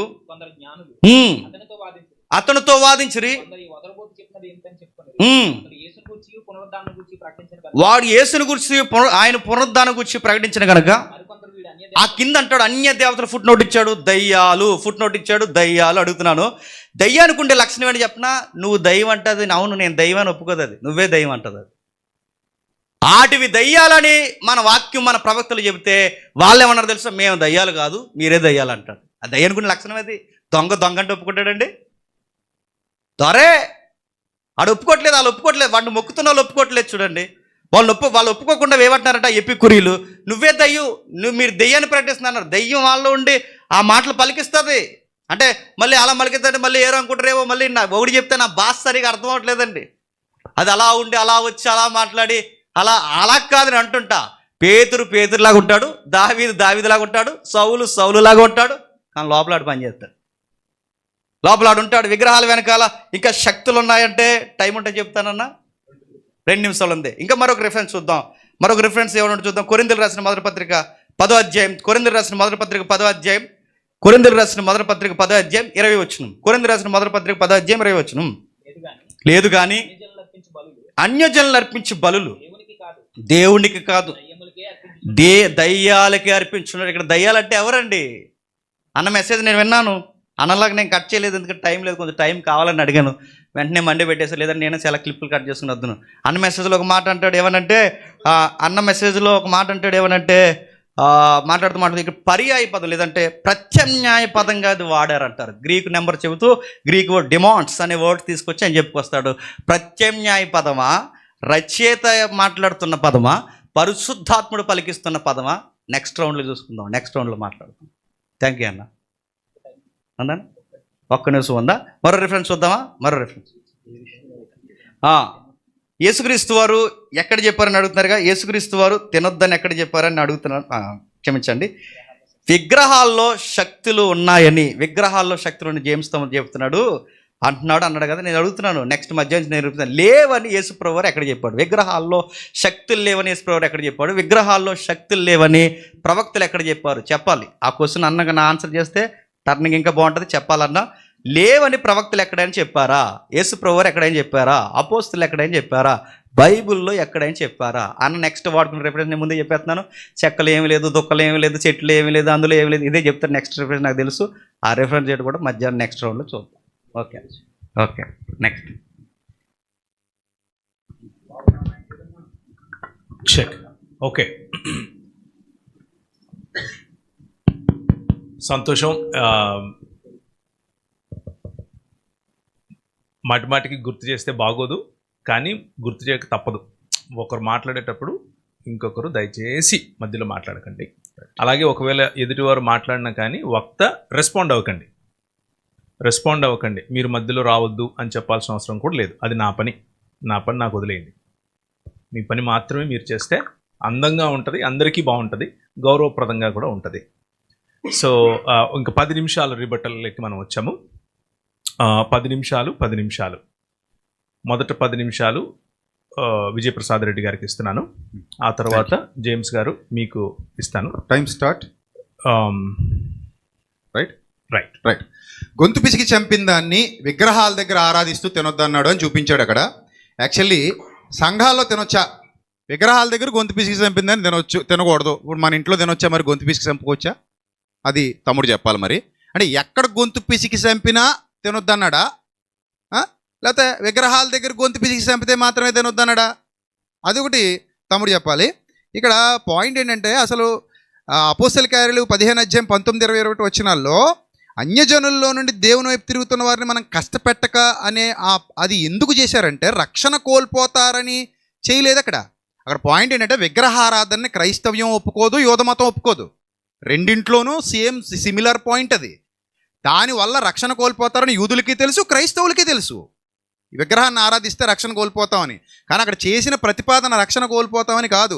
అక్కడ ప్రతి సమాజ మందిరంలో మోషే ధర్మశాస్త్రాన్ని చదివేవారు ఉన్నారు, ఆ నియమాన్ని పాటించేవారు ఉన్నారు. కాబట్టి వారి వలన అన్యజనుల్లో నుండి రక్షణ పొందిన వారికి అభ్యంతరం కలుగుతుందని అన్యజనులకు ఈ విషయాన్ని చెప్పడం జరుగుతుంది. కాబట్టి ఇది రెండోది ఏంటంటే, గలతీ పత్రికలో పౌలు గారు సున్నతి ద్వారా రక్షణ లేదని రాస్తాడు. విగ్రహాలకు సంబంధించిన రాయుడు. సున్నతి ద్వారా ఏమి లేదని రాస్తాడు? రక్షణ ఉండదు అని రాస్తాడు. ఇక్కడ పాయింట్ ఏంటంటే, నేను అడిగిన ప్రశ్నలకు తమ్ముడు సరిగా సమాధానం చెప్పకుండా, నేను అడిగింది ఏంటి, ఇజ్రాయెల్లో యెహోవా దేవునికి పస్కా బలి ఇస్తున్నారు. ఆ పస్కా బలి పదార్థం క్రైస్తవుడు తినొచ్చా? తింటున్నారు ఆల్రెడీ. ఒకళ్ళు తింటే అది పాపమా? పాపం అయితే యెహోవా దేవుడికి ఇచ్చిన బలి అదే యెహోవా దేవుడిని ఆరాధిస్తున్నటువంటి క్రైస్తవుడు తింటే పాపం అయితే శిక్ష ఏ విధంగా ఉంటుంది? అది నేను అడిగాను. అది అడిగితే అది చెప్పకుండా నేను ఇప్పటికే బలి తింటున్నాను, నేను ఇప్పటికే పస్కా బలి తింటున్నాను, మేము తింటున్నాం, నువ్వే కాదు అందరూ తింటున్నాం ఇక్కడ, నేను అడిగింది అది కాదు. అందుకే సరిగా ఇనరా స్వామి అని బతిమలాడి చెప్పేది. రెండోది ప్రతిష్ఠించిన విగ్రహం తేవాలంటే ఇప్పుడు తమ్ముడు గుణపం వేసుకెళ్ళి మేము అంటే మమ్మల్ని కొట్టించేద్దామని తెలివైనడు. ప్రతిష్ఠించిన విగ్రహం అంటే తవిదెత్తానట అప్పుడు శక్తులు చూపిస్తాడట. ఇప్పుడు నేను అడుగుతున్నానండి, దాగోను ప్రతిష్ఠించింది కాదా అండి? అది ఎందుకు మరి పడుకుంది ముక్కలైపోయి? ఎందుకు మరి బయలు ప్రతిష్ఠించింది కాదా? మరి ఇవన్నీ ప్రతిష్ఠించినవి కాదా? ఇప్పుడు మన ఊరు చెప్పింది కూడా ప్రతిష్ఠించిన వాటి గురించే కదా. ఆడికి వెళ్తే ఏదో మేలు జరుగుద్దని చెప్తున్నాడు కదా, ఏ మేలు జరగదని కదా నేను చెప్పాను. మేలు జరుగుద్దని ఎలా చూపించాలో చెప్పాలి. సో కాబట్టి ఈ విగ్రహం పోని ప్రతిష్ఠించమన్నాడు. తమ్ముడికి ఏమైనా వస్తే ప్రతిష్ఠిస్తే అందులోకి శక్తి ఎలాగొద్దో చూపించమన్నాడు. పోనీ నమ్ముతాను, అదిగో నీకు ఇచ్చేసి పోతాను ఆ విగ్రహం ప్రతిష్ఠించు. ఆ ప్రాణప్రతిష్ఠ అన్నాడు, పదం వాడాడు, ప్రాణప్రతిష్ఠ. అందులో ప్రాణం పోయిన ఆయన. ఇప్పుడు పెరియార్ గారు అని ఒక ఆయన ఉంటాడు, మీకు తెలిసే ఉంటుంది. ఆయన ఇలాంటి ఫైట్స్ చాలా చేశాడు, సూపర్ హీరో. ఆయన తమిళనాడులో ఆయనకు ఒక రేంజ్ ఉంది. ఆ పెరియార్ గారు ఏమంటాడో తెలుసా? అరే నాయన, మీరు నోరు లేని రాయికి ప్రాణప్రతిష్ఠ చేసి జీవాన్ని తెప్పించే బదులు శూద్రుణ్ణైనా కడజాతి వాడినైనా మాకు ప్రాణప్రతిష్ఠ చేసి గొప్ప జాతోని చేసేయండి రా నాయన, ఈ ప్రమాదాలు ఉండవు కదా అని అడిగిన మహావీరుడు ఆయన ఆ టైంలో. సో కాబట్టి ప్రాణప్రతిష్ఠ అనేది శుద్ధాబద్ధం. అది నీ నోటి నుంచి రావడమే శుద్ధాబద్ధం. నీ నోటి నుంచి అసలు రాకూడదు. మరి వచ్చేసింది ఒక క్రైస్తవ సేవకుడు పోయి మాట్లాడేసావు. అది నిరూపించి, నీకేమైనా తెలిస్తే నిరూపించి, మాకు కూడా నేర్పించు బాబు, మేము కూడా నేర్చుకుని ఎవరొకరికి చేస్తాం ప్రాణప్రతిష్ఠ. సో ఇంక రెండోది ఏమన్నాడు, లడ్డూ వల్ల ఎంత పవర్ వచ్చిందట. లడ్డూ వల్ల రాలేదు పవర్, లడ్డూలో కల్తీ జరిగిందని సృష్టించారు దాన్ని. లడ్డుకు పవర్ ఏముంది, గుడ్డు. మా దగ్గర కూడా నేను లడ్డు లేరా, లడ్డు లేయాలకి ఇదిగో ఇక్కడ మేము కొన్ని లడ్డూలు తెచ్చాం. తరలు నీ లాస్ట్లో నీకే పెట్టేసిపోతాం తింటానంటేనే. ఇగో ఇందులో 2 లడ్డూలు విగ్రహాలు కనిపించినాయండి. ఇక్కడ ఆత్మపూర్ణుడు ఎవరైనా ఉంటారు, 2 తీయమనండి చూద్దాం. ఇందులో అన్ని విగ్రహాలు కనిపించినవి కాదు, 2 మాత్రం విగ్రహాలు కనిపించిన లడ్డులు ఉన్నాయి ఇందులో. తీయండి బాబయ్య, నువ్వు ఆత్మపూర్ణుడిగా వచ్చి ఆ 2 లడ్డులు తీసి తినకండి అని చెప్పు, మేము మానేస్తాం. ఇప్పుడు నేను చూడకుండా పెట్టేస్తాను, ఇప్పుడు నువ్వు కూడా తినేస్తావు. సో నేను అడిగేది అది, తెలియకుండా చాలా తింటున్నాం మనమని. సో కాబట్టి లడ్డు వల్ల ఏం కదలలేదు. ఇప్పుడు ప్రాణప్రతిష్ఠ చేసిన విగ్రహాన్ని తెస్తేనట్టు అప్పుడు చూపిస్తాడట పవరు. అంటే మేము ముందు చెప్పాలి నువ్వు ఆ మాట. ఏవో మాకు కౌంటర్ వేసేటప్పుడు ప్రాణప్రతిష్ఠ చేసి పట్టుకొస్తేనే చూపిస్తాను, లేకపోతే చూపించాను ముందు చెప్పాలి. నువ్వేమో స్టేట్మెంట్ చేసేసావు, ఇప్పుడు తెమ్మంటున్నావు. ఇప్పుడు నేను మాట అడుగుతానండి, ప్రాణప్రతిష్ఠ చేసిన విగ్రహాన్ని కదిపి చూడండి ప్రభుత్వాలు కదిలిపోతాయి అన్నాడా? చర్చిలు కదిపి చూడండి ప్రభుత్వాలు కదులుతాయో చూద్దరు. కానీ చర్చిలు కదిపితే మౌనంగా ఉంటాయా ఏంటి ప్రభుత్వాలు? మసీదులు కదిపి చూడండి కదులుతాయో లేదు ప్రభుత్వాలు చూద్దరు. కానీ సో ఎక్కడైనా సరే ఒక మతానికి సంబంధించి ఏ వివాదం వచ్చినా ప్రభుత్వాల మీద ఎఫెక్ట్ ఉంటుంది, ప్రాణప్రతిష్ఠే కాదు. సో కాబట్టి ఇండివిజువల్గా నువ్వు ఆలోచించి చెప్తాడు. తర్వాత అసలు ప్రాణప్రతిష్ఠ అనేదే లేదు, అది శుద్ధాబద్ధం, నువ్వు అనవసరంగా చెప్పావు అది. తర్వాత నేను తింటాను కేఆర్ టీవీలో, నేను బలవంతుణ్ణి కాబట్టి తింటానని చెప్పాను, బలహీనుని తినొద్దని చెప్తాను. అది కూడా మధ్యాహ్నం మాట్లాడతాను. అది నా విశ్వాస ప్రమాణం, అది అంతే. అందరినీ తినమని నేను చెప్పలేదు. అక్కడ కూడా కేఆర్ టీవీలో ఆగి మరీ వివరణ ఇచ్చాను. నేను అందరినీ తినమని నేను చెప్పలేదు, చెప్పను కూడా, నాకు పని కాదు అది. ఎందుకు పని కాదో చెప్పనా? అసలు విగ్రహార్పితం టాపిక్లోకి పూర్తిగా దిగిపోతే ఇష్టమైతేనే, అది కూడా ఎవరిని బలవంత పెట్టకూడదు. అక్కడ ఎవరి వ్యక్తిగత నిర్ణయాలు వాళ్ళకు ఉంటాయి విగ్రహార్పితాల్లో. నువ్వు తినొద్దనుకుంటే తినకనే చెప్తాడు, ఎందుకంటే మనస్సాక్షి అపవిత్రం అయిపోతుంది తింటే. అసలు తినకూడదు నమ్మలేనోడు, నేను తినొద్దనే చెప్తాను అలాంటి వాళ్ళని. అది నీకు నిషేధం. ఇప్పుడు ఇందులో 2 లడ్డూలు ఉన్నాయన్నాను, మీరు మొత్తం తినడం మానేస్తారు ఇప్పుడు. ఎందుకంటే ఇందులో 8 లడ్డూలు ఉన్నాయి, 2 మాత్రమే విగ్రహాలు కనిపించినాయి, మిగిలిన 6 మంచియే. మీరు ఇప్పుడు మొత్తం ఇది మీ దగ్గరికి వచ్చి ఎలా తిప్పామనుకోండి, బలహీనలు ఏం చేస్తారు, నాకు వద్దు బాబు ఒకటి కూడా ముట్టుకొని ఉంటాడు, ఎందుకంటే అందులో ఏదో తగిలేద్దని. అలా తగిలేసి చాలా తినేసారు ఇప్పటికే మీరు. అది నేను అడిగేది. దానివల్ల మనం చచ్చిపోమా అని అన్నీ వదిలేసి, ఇప్పుడు సూపర్ మ్యాన్ గురించి చెప్తూ నేను ఇంకోలా చెప్పాను, అన్న మార్చి చెప్పాడు అన్నాడు. నాన్న సూపర్ మ్యాన్ ఉందా, వేసే ఒకసారి చూద్దాం. తమ్ముడు ఏం చెప్పాడు, నేను సరిగ్గా వినలేదు అన్నాడు కదా. ఒకసారి సూపర్ మ్యాన్ వేసే, నాకు టైం ఎంత ఉందండి, తొందరగా నువ్వు సూపర్ మ్యాన్ వేసే లోపల ఇంకో పాయింట్ చెప్పేస్తాను. ఇప్పుడు తెస్సలోనికైలకు రాసిన 2వ పత్రిక 2వ అధ్యాయం 9-10 వచనాలు కొన్ని పనులు అవుతాయని లేదు అక్కడ. విగ్రహాల దగ్గరికి వెళ్తే కొన్ని పనులు అవుతాయని ఆ రెఫరెన్స్లో లేదు, ఉంటే చూపించు. తర్వాత బయల్జెబూలు దయ్యాల అధిపతి అండి. విగ్రహాల గురించి యేసుప్రభు ఎక్కడ మాట్లాడలేదండి. రోమా విగ్రహాలు భయంకరంగా ఆరాధింపబడుతున్నాయి యేసుప్రభు కాలంలో, అవి వట్టివి, అందులో ఏ శక్తి లేదు, అది యేసుప్రభుకు తెలుసు, పట్టించుకోలేదు వాటిని. ఎందుకంటే ఆయన చెప్పే రక్షణ విధానం వేరు, దానిలో శక్తి ఉండదు. యేసుప్రభు వారు రాయించిన వాక్యం కాదా. ఇప్పుడు కొరింథీయులకు రాసిన 1వ పత్రిక 10వ అధ్యాయం 20వ వచనం చెప్పాడు. 19వ వచనంలో ఏమనుంది, విగ్రహము లోకమందు విగ్రహము వట్టిదే, అందులో ఏమీ లేదు అని చెప్పి దయ్యాలన్నాడు. దయ్యాలంటే యూదులు వాడుక భాష, అన్యదేవతలు దయ్యాలని అంటారు. మీకు ఇంకో విషయం చెప్పనా, ఇది మనకు కూడా అలవాటు చేసి వచ్చారు. మనం కూడా వట్టి వాటిని దయ్యాలంటాం మనం. ఆ మధ్య దాని గురించే పెద్ద గొడవ అయింది. ఒక పెద్ద వేదిక మీద ఒక ఆయన అన్నాడు, అదిగో వాళ్ళు యూట్యూబ్లో వీడియోలు పెట్టారు దయ్యం అన్నాడని, మేము ఆరాధించే ఆమెని దయ్యం అన్నాడని చెప్పి వీడియోలు పెట్టారు. మనకు కూడా అదే అలవాటు చేసి వచ్చారు. యూదులకి అదే అలవాటు అయింది, దయ్యం అంటాం. అది దయ్యం కాదు, ఏం కాదు, ఒట్టిది. అది యూదుల వాడుక భాష. అది ఆ వాడుక భాషని అక్కడ పదప్రయోగం చేశాడు తప్ప విగ్రహంలో ఏ దయ్యం ఉండదు. నేను మళ్ళీ చెప్తున్నా, విగ్రహాన్ని తయారు చేయాలన్న ఆలోచన ఎవరికైతే వచ్చిందో ఆడి హృదయంలో కూర్చుంటుంది దయ్యం. మళ్ళీ బలగుద్ది చెప్తున్నా, ఎప్పటికైనా సరే దయ్యం ఉంటే నీ హృదయాన్ని ఆక్రమిస్తుంది. అక్కడే వాడికి కావాలి, ఆ చోటే వాడికి కావాలి. పదార్థంలో దయ్యాలు ఉండవు. పదార్థానికి దయ్యాలకి సంబంధం లేదు అసలు. ఇది నా వాదన, రైట్? సో యేసు ప్రభు వారు ఎక్కడా కూడా వారి నమ్మకాన్ని ప్రస్తావించాడు. బయల్జెబూలు దయ్యాలకు అధిపతి అని చెప్పాడు తప్ప బయల్జెబూల్లో శక్తి ఉందని చెప్పలేదు. ఇప్పుడు న్యాయాధిపతుల గ్రంథం 6వ అధ్యాయం 30, 31, 32 వచనాలు చదవండి. న్యాయాధిపతుల గ్రంథం 6వ అధ్యాయం 30, 31, 32 వచనాలు. కాబట్టి ఆ ఊరివారు నీ కుమారుడు బయలు యొక్క బలిపీఠమును పడగొట్టి దానికి పైగానున్న దేవతాస్తంభమును పడదోసిన కనుక అతడు చావాలి వాడిని బయటికి తెమ్మని యోవాషుతో చెప్పగా, యోవాషు అంటాడు తనకు ఎదురుగా నిలిచిన వారందరితో, మీరు బయలుపక్షంగా వాదిస్తారా? మీరు వాడిని రక్షిస్తారా? వాని పక్షంగా వాదించి వాడి పొద్దునే సావాలి. ఎవడో వాని బలిపీఠం విరగొట్టిన కనుక వాడు దేవత అయినందున తన పక్షమును వాడు వాదించుకోవాలి. ఒకడు తన బలిపీఠమును విరగొట్టినందున అతనితో బయలు వాదించుకోమని చెప్పి ఆ దినమున అతనికి ఎరుబ్బయలను పేరు పెట్టాడట. అంటే ఆ బయలు అనేవాడు ఎవడైతే ఉన్నాడో వాడు వాదించుకునే శక్తి లేనోడు, శాతగానుడు. వాడిని యేసుప్రభు గొప్పగా ఎందుకు చెప్తాడు? న్యాయాధిపతుల గ్రంథంలో ఇంత క్లియర్గా ఉంది కదా. సో కాబట్టి ఇంకా ద్వితీయోపదేశకాండం 32:16 చూపించాడు. అక్కడ ఏముంది? కొత్తగా పుట్టాయని ఉంది. కొత్తగా పుడతాయండి దేవతలు? అంటే పుట్టాయంటే ఎవరు పుట్టించారు? ఎవరు కన్నారు వాటిని? మనుషులు కంటున్నారు. కొత్త దేవుడండి అదనమాట. సో దాన్ని దెయ్యం అనకూడదు. అది దెయ్యం కాదు, అది వాడుక భాష. అది దెయ్యం కాదు, అందులో దెయ్యం ఉండదు అసలు.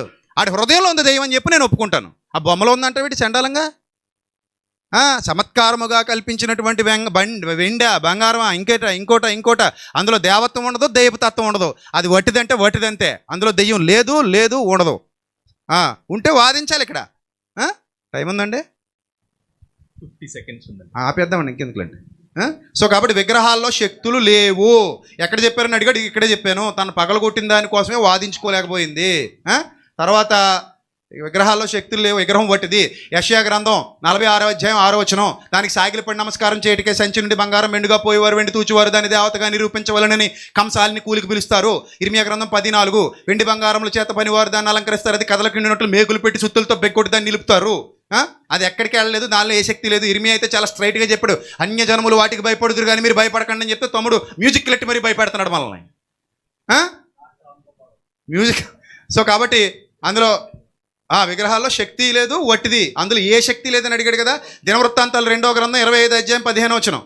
దినవృత్తాంతాలు 2వ గ్రంథం 25వ అధ్యాయం 15వ వచనం. అందుకొరకు యెహోవా కోపం ఆ మధ్య మీద రగులుకొనెను. ఆయన అతని యొద్ద ప్రవక్తను పంపగా అతని చేతుల నుండి తమ జనులను విడిపింప శక్తి లేని దేవతల యొద్ద నీవెందుకు విచారణ చేయదు అని ఆ మధ్యతో నేను. ఎవరు బాబు అయిపోయిందండి. Okay, no problem.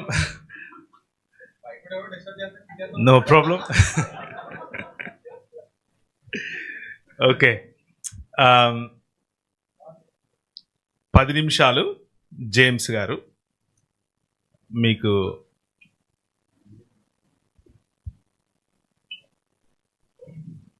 రెడీనా? మీరు రెడీ అన్న? Okay, ready. Okay, thank you అన్న. మళ్ళీ కొన్ని ప్రశ్నలు అడిగారు అన్న, నేను చెప్తున్నాను. కొత్తగా పుట్టింది, ఇప్పుడు లాస్ట్ నుంచి అడుగుతున్నాను, లాస్ట్ క్వశ్చన్ నుంచి. కొత్తగా పుట్టింది ఇక్కడ ఏంటి అని అడిగారు. కొత్తగా పుట్టింది అదే అడుగుతున్నాను, ఎందాక ప్రశ్న అదే అడిగాను. కొత్తగా పుట్టిందంటే అక్కడ ఏంటి? కొత్తగా పుట్టిందంటే ఏంటంటే విగ్రహాలే కొత్తగా పుట్టినవి, అక్కడే విగ్రహాలే. ఇప్పుడు ఆ విగ్రహాలని అక్కడ ఏమంటున్నాడు అధ్యాయంలో? దయ్యాలంటున్నాడు. అక్కడే ఉంది కదా ఆన్సరు. కొత్తగా పుట్టింది ఏంటది? విగ్రహం. వాటినే వెనక దయ్యాలు. నెక్స్ట్, ఇప్పుడు చాలా రిఫరెన్స్ చదివారు వెనకాల. ప్రతి రిఫరెన్స్కి టెక్స్ట్ చూద్దాం. ఏ సందర్భంలో కొయ్య, చెక్క, దెమ్మ, చెట్టు, తాడి చెట్టు దేనికోసం వాడతాం? ప్రతి రెఫరెన్స్ టెక్స్ట్ కావాలి. టైం లేదు, మరి టెక్స్ట్. వట్టిది నేర్తున్నాం. వట్టిది ఆ విషయానికి వెళ్దాం. ఇంట్లో మరి కోడిని గొంతు పిసికి చంపొచ్చు అంటే ఇంట్లో తింటారో, ఇంటి వెనకాల తింటారో, పెరట్లో తింటారో, చమత్కారం మాత్రమే. ఎక్కడ తింటారో తినండి, నలుపుకొని తినండి. కాకపోతే ఆ నలిపేటప్పుడు దేవతకు అర్పించి నలపకండి. మీకు నచ్చింది కాల్చుకుని తింటారో, కోసుకుని తింటారో, నలుపుకుని తింటారో, బైబిల్ అబ్జెక్షన్ అక్కడ చెప్పలేదు. మీరు తినండి, కానీ విగ్రహం పేరు మీద తినకండి. విగ్రహం కల్పించినది బలవంతులు తినొచ్చు అన్నట్టు ఎక్కడైనా ఉందండి రెఫరెన్స్? బలవంతులు తినొచ్చు ఎక్కడైనా ఒక రెఫరెన్స్ చూపించండి. ఎక్కడైనా ఒక రెఫరెన్స్ బలవంతులు విగ్రహాలు కల్పించినది తినొచ్చు అని ఎక్కడైనా ఒక రెఫరెన్స్ చూపించండి. ఉండదు. నెక్స్ట్, ఇందాక అన్న మాట్లాడుతూ రక్షణ విషయంలో ఇది పెద్ద రక్షణ విషయం కాదంటే అంత క్లియర్గా వివరించండి అపోస్తుల కార్యములు. అది రక్షణ విషయం కాదంటారు ఏంటంటే ఒకసారి మీరు చదవండి మళ్ళీ ఒకసారి. అపోస్తుల కార్యములు 15వ అధ్యాయం 11వ వచనం.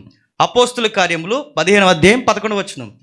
యేసు కృపచేత మనం రక్షణ పొందుదామని నమ్ముచున్నాం కదా. అంటే మనకి రక్షణ యూద బోధకులారా మీ యొక్క సున్నతి వలన రాలేదు, మీ యొక్క ధర్మకార్యాల వలన రాలేదు. అలాగే అన్యజనులారా మీకు వచ్చినది కూడా మీ క్రియలను బట్టి కాదు.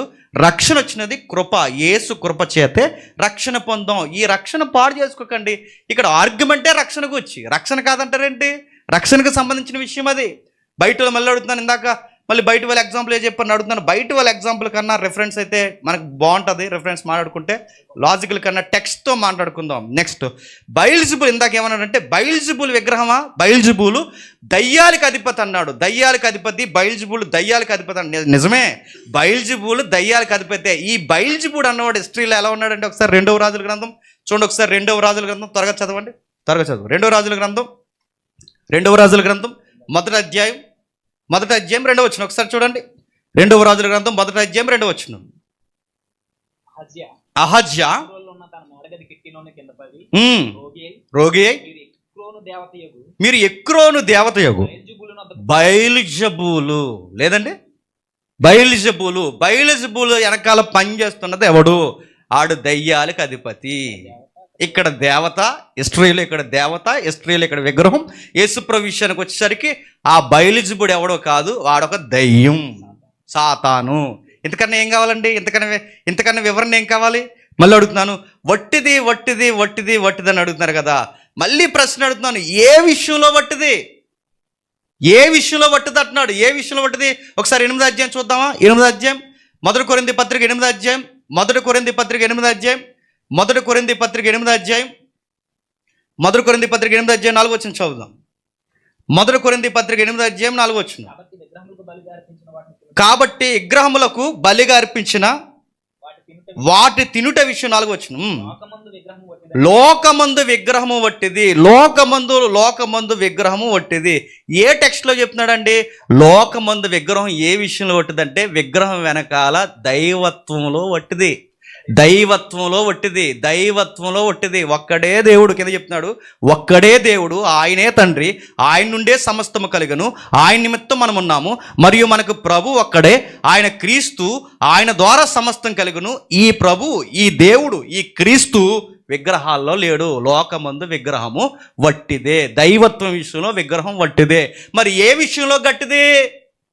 10వ అధ్యాయం చెప్పాడు. అక్కడ ఏ విషయంలో గట్టిది? 10వ అధ్యాయంలో అన్నాడు, వాళ్ళు అర్పించే బలులు దయ్యాలకి అర్పించును. అంటే విగ్రహం వెనకాల దేవుడు లేడు కానీ, అంటే నేను ప్రపంచం అంతా చెప్తున్నాను, దేవుడు లేడు కానీ వాటి ఆకారాల వెనకాల ఆ పతనమైన ఆత్మలు ఉన్నాయి. డివైన్ కౌన్సిల్ అని థియలాజికల్ సబ్జెక్ట్ ఒకటి ఉంది. అది చదివితే నాకు తెలిసి ఇవన్నీ క్లియర్ అవుతాయండి. డివైన్ కౌన్సిల్, ఆ సబ్జెక్ట్ చదివితే అర్థమవుద్ది. నెక్స్ట్ మరో వచనం అడుగుతున్నాను, వీటికి అంత పవర్ ఉందంటే ఉందని బైబిల్లో చాలా విషయాలు ఉన్నాయి. ఇందాక అన్న ఒక ఎగ్జాంపుల్ చెప్పాడు. మనం తెచ్చారా? మన వాళ్ళు ఎవరైనా తెచ్చావా? ఏదో ఒకసారి చూపించండి. ప్రభురాత్రి భోజనాన్ని ఇందాక అక్కడ పోల్చాడండి. నేను అడుగుతున్నాను, ప్రభురాత్రి భోజనం అనేది మనకు చాలా అమూల్యమైనది, గౌరవపదమైనది. మనం ఎంతో హానర్ చేస్తాం మనం ప్రభురాత్రి భోజనంలో. ఇందాక ఆయన మాట్లాడుతూ ఏమంటే ప్రభురాత్రి భోజనంలో ఆయన మాట్లాడుతూ ఇందులో అంత ఏముంది? రొట్టెలో ఏముందండి? రొట్టెలో ఏమీ లేదన్నారు. ప్రభురాత్రి భోజనం అడుగుతున్నానండి, ప్రార్థన చేయక ముందు వరకు ప్రభు రాత్రి భోజనం వట్టిదేనండి. ప్రార్థన చేయక ముందు వరకు రొట్టె వట్టిదే. ప్రార్థన చేయక ముందు వరకు రొట్టె వట్టిదే. ప్రార్థన చేయక ముందు వరకు రక్తం వట్టిదే. ఎప్పుడైతే ప్రార్థన చేస్తామో రొట్టె గట్టిది, శక్తి కలిగినది.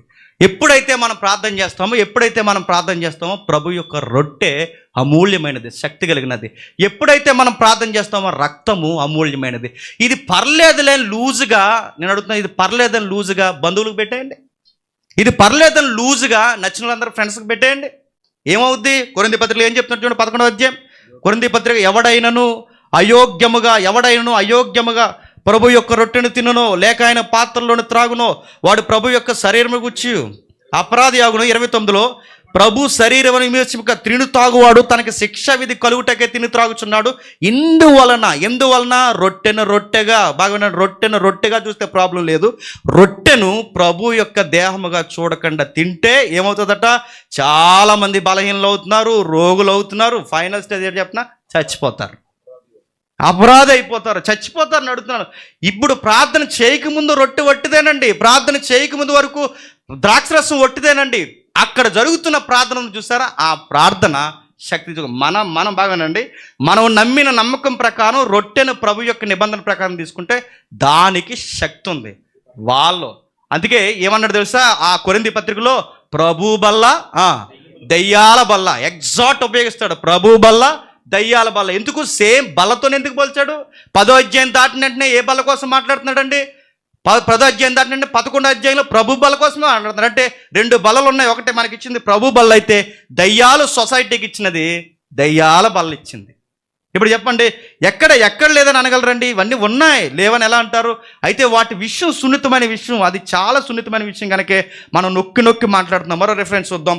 అసలు ఇర్మియా గ్రంథం ఇందాక కొన్ని రెఫరెన్స్ చూపించాడు అన్న, ఈ రెఫరెన్స్ చూపించలేదు నేను ధ్యానించలేదు, ఒకసారి చూద్దాం. మొదటి దినవృత్తాంతాలు చూద్దాం. ముందు మొదటి దినవృత్తాంతాల గ్రంథం 16వ అధ్యాయం, మొదటి దినవృత్తాంతాల గ్రంథం 16వ అధ్యాయం 26వ వచనం చూద్దాం. మొదటి దినవృత్తాంతాల గ్రంథం 16వ అధ్యాయం 26వ వచనం, స్పీడ్గా 16వ అధ్యాయం 26వ వచనం. జనములు దేవతలన్నీ వట్టి విగ్రహములే. బాగానండి, జనముల దేవతలన్నీ వట్టి విగ్రహాలే. నేను అడుగుతున్నాను, జనముల దేవతలని వట్టి విగ్రహాలే. దేవత అంటే ఏంటి చెప్పండి? జనముల దేవతలు అంటే విగ్రహమేనా? దేవతలు అనే మీనింగ్ ఏముందో ఉందే, ఒకడికి ఉందా ఆ పేరు, ఈ యుగ సంబంధమైన దేవత. ఇప్పుడు చెప్పండి, జనముల విగ్రహాలన్నీ వట్టివే. ఇప్పుడు ఆ వట్టి వెనకాల ఏ దేవతలు ఉన్నాయి? యుగ సంబంధమైన దేవత, వాడు అనుచరులు. అందుకే మాట్లాడుతున్నాడు యుగ సంబంధమైన దేవత. అన్నయ్య మొన్న మెసేజ్లో కూడా అన్నాడు, ఏమన్నాడంటే ఉంటే గింటే సలించే శరీరాల్లో ఉండాలి తప్ప, ఉంటే గింటే శరీరాల్లో ఉండాలి తప్ప ఇంకెక్కడుంటుంది ఆత్మ అని అడిగాడు. ఆ ఎఫ్సి పత్రిక మీరు ఇంటికి వెళ్ళిన తర్వాత చదవండి, ఎక్కడుంటుంది? ఆకాశ మండలం ముందున్న దురాత్మలు. అక్కడేం శరీరాలున్నాయంటే అక్కడేం శరీరాలు ఉన్నాయా? ఆకాశ మండలం ముందున్న దురాత్మల సమూహాలు, సాతాను సింహాసనం ఉన్న స్థలము, పెర్గమము. ఇవన్నీ అడుగుతున్నాను దేనికోసం? గవర్నమెంట్ కోసం మాట్లాడుతుంది, యూనివర్సల్ గవర్నమెంట్ కోసం మాట్లాడుతుంది. ఇవన్నీ దేనికి సంకేతాలండి? ఒకసారి మళ్ళీ చూద్దాం. ఇర్మియా గ్రంథం 16వ అధ్యాయం, ఇర్మియా గ్రంథం 16వ అధ్యాయం 11-12 వచనాలు. ఇర్మియా గ్రంథం 11వ అధ్యాయం 16వ అధ్యాయం 11, 12, 13 వచనాలు ఒకసారి చూద్దాం. నీవు వారితో ఇట్లను, నీ పితరులు నన్ను విడిచి అన్య దేవతలను అనుసరించి పూజించి వాటిని నమస్కారం చేయటను బట్టియే కదా వారు నా ధర్మశాస్త్రమును గైకొనక నన్ను విసర్జించిరి. ఆలకించుడి, మీరందరూ నా మాట వినకుండా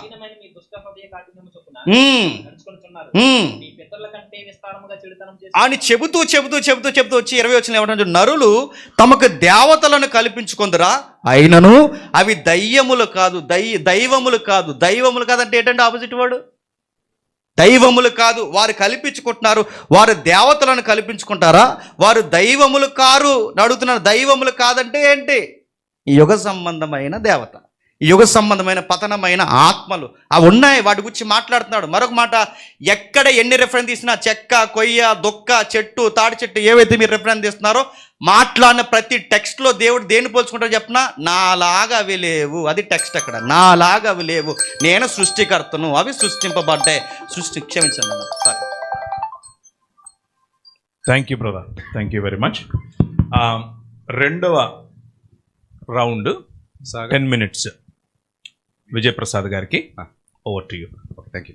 ఇప్పుడు దయ్యాలు అని తమ్ముడు ఏదైతే మాట్లాడాడో అది యూదుల వాడుక భాష అని ఇందాకే చెప్పాను నేను. మనం కూడా అదే వాడుక భాష వాడుతున్నామని కూడా చెప్పాను. అంతే తప్ప అందులో దయ్యాలు ఉంటాయంటే అది అసలు బైబిల్లో ఎక్కడా లేదు, నిరూపించే అవకాశం కూడా లేదు. అసలు పదార్థంలో శక్తులేవి ఉండవు, అందులో ఏ దురాత్మ శక్తులు నివాసం చెయ్యు, హృదయంలోనే ఉంటాయి. ఇందాక నుంచి అదే మొత్తుకునేది. ఇప్పుడు కొత్తగా పుడుతుందా అని అడిగాడు కదా, దెయ్యం కొత్తగా పుడుతుందా అని అడిగాడు. కొత్తగా పుట్టేది దెయ్యం ఎలాగ అవుతుందండి? ఎప్పటి నుంచో ఉన్నది అవుతుంది. కానీ పడిపోయిన దూతలు అంటే కొత్తగా పుడతాయండి అవి? అంటే దేవుడు కొత్త దెయ్యాలను పుట్టించి పంపిస్తున్నాడని అర్థం చేసుకోవాలి ఏంది? మీరు ఆలోచించండి ఒకసారి, విజ్ఞప్తితో ఆలోచించండి. మనిషి తయారు చేసి దాని గురించి మాట్లాడుతున్నాడండి అక్కడ. ఏమీ లేదు కాబట్టి కొత్తగా పుడుతున్నాయని చెప్తున్నాడు తప్ప పైనుంచి ఏమైనా కొత్తగా పుట్టి వస్తాయా? ఉన్నవే ఉంటాయి. ఆల్రెడీ ఆకాశ మండలం అందున్న దురాత్మల సమూహాలు ఏమైనా ఉంటాయి. అవి విగ్రహాల్లో ఉండవు. మనిషి హృదయం ఎవరిని మింగుదునా అని గర్జించు సింహం వలె వెదకుచు తిరుగులాడుచున్నాడు. వాడికి నీ హృదయం కావాలి, అంతే తప్ప అందులో ఉండదు. ఇప్పుడు గొంతు పిసికి చంపింది తినొచ్చు అన్నాడు కదండి. ఇప్పుడు ఈయన తమ్ముడు అన్నాడా లేదా? ఇంట్లో తినొచ్చు అన్నాడు. ఇంట్లో తినొచ్చు అన్నాడు. ఇంట్లో తినొచ్చు అన్నానికి ఒక రెఫరెన్స్ చూపించమనండి. అక్కడ అసలు తినొద్దని చెప్తాడు. గొంతు పిసికి చంపింది తినొద్దు అంటాడు. ఇంట్లో పిసికి చంపుకుండా ఇంట్లో పిసికి తినండి అని ఏం చెప్పడు అక్కడ. అసలు ఒక పాయింట్ ఏంటంటే గొంతు పిసికి చంపింది యూదులు తినరు. ఇప్పుడు అన్యజనులు రక్షణలోకి వస్తున్నారు. యూదులతో పాటు వాళ్ళు కూడా కలిసి మింగిలే సంఘంలో ఉండాలి. ఇప్పుడు ప్రాబ్లం ఎక్కడ వస్తుంది? ఇప్పుడు వీళ్ళిద్దరు కొట్టు చావడానికి వీళ్ళేమో గొంతు పిసికి చంపింది తినేస్తారు. ఎవరు? అన్యజనులు. వాళ్ళేమో తినరు. ఇప్పుడు విగ్రహారాధన గురించి మాట్లాడుకుంటే యూదులు విగ్రహారాధన చేయకూడదు, క్రైస్తవులు విగ్రహారాధన చేయకూడదు. అందులో ఇద్దరు ఏకమై ఉన్నారు. ఇబ్బంది ఏమీ లేదు. ప్రాబ్లం ఎక్కడ వచ్చిందంటే గొంతు పిసికి చంపేదాని దగ్గర వచ్చింది. ఎందుకు? యూదులు గొంతు పిసికి చంపింది తినరు, అన్యజనులు గొంతు పిసికి చంపినా తినేస్తున్నారు. ఇప్పుడు మనం తిన్నవి చైనా వాళ్ళు చాలా తినేస్తారు. మన ఇద్దరం కలిసి పెళ్లి చేసుకుందామని చైనా వాడు ఇండియన్ అమ్మాయి అనుకున్నారు అనుకోండి, ఎంత ఇబ్బంది వచ్చేది అక్కడ. తిండి దగ్గర ఇడిపోతారు వాళ్ళు కదా. అలాగే సంఘాల్లో కూడా తిండి దగ్గర గొడవలు అయిపోతాయని విగ్రహ సంబంధమైన అపవిత్రత ఆల్రెడీ అన్యుల్లో ఉంది, వాళ్ళలో లేదు. వాళ్ళలో కూడా కొందరికి ఉంది. ఈ అపవిత్రత అంటే ఏంటో చాలా ఎలాబొరేటెడ్గా చెప్తాను మధ్యాహ్నం నుంచి. అందులో జాగ్రత్తగా ఉండండి. గొంతు పిసికి చంపిన దాని విషయంలో కూడా జాగ్రత్తగా ఉండండి. ఎందుకు? మీరు సంఘాల్లో కొట్టు సాగకూడదు. ఇద్దరు కలిసి రెండు వేరు విధానాలకు చెందిన వాళ్ళు సంఘంలోకి వస్తున్నారు అక్కడికి. సో దాని గురించి ఆ టెక్స్ట్ అది.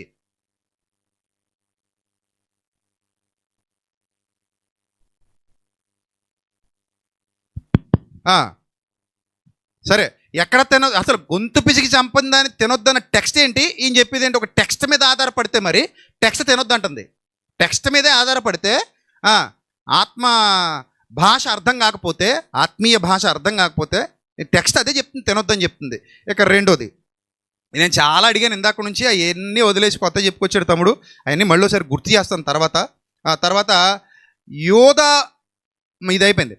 అపవాది దయ్యాలకు అధిపతి కాదా? ఇప్పుడు బయల్జెబూల్ దయ్యాలకు అధిపతి అన్నాడు. నేనేమంటానంటే అపవాది దయ్యాలకు అధిపతి కాదా? బయల్జెబూల్ అంటే మళ్ళీ ఆయన సెపరేట్ ఆడు.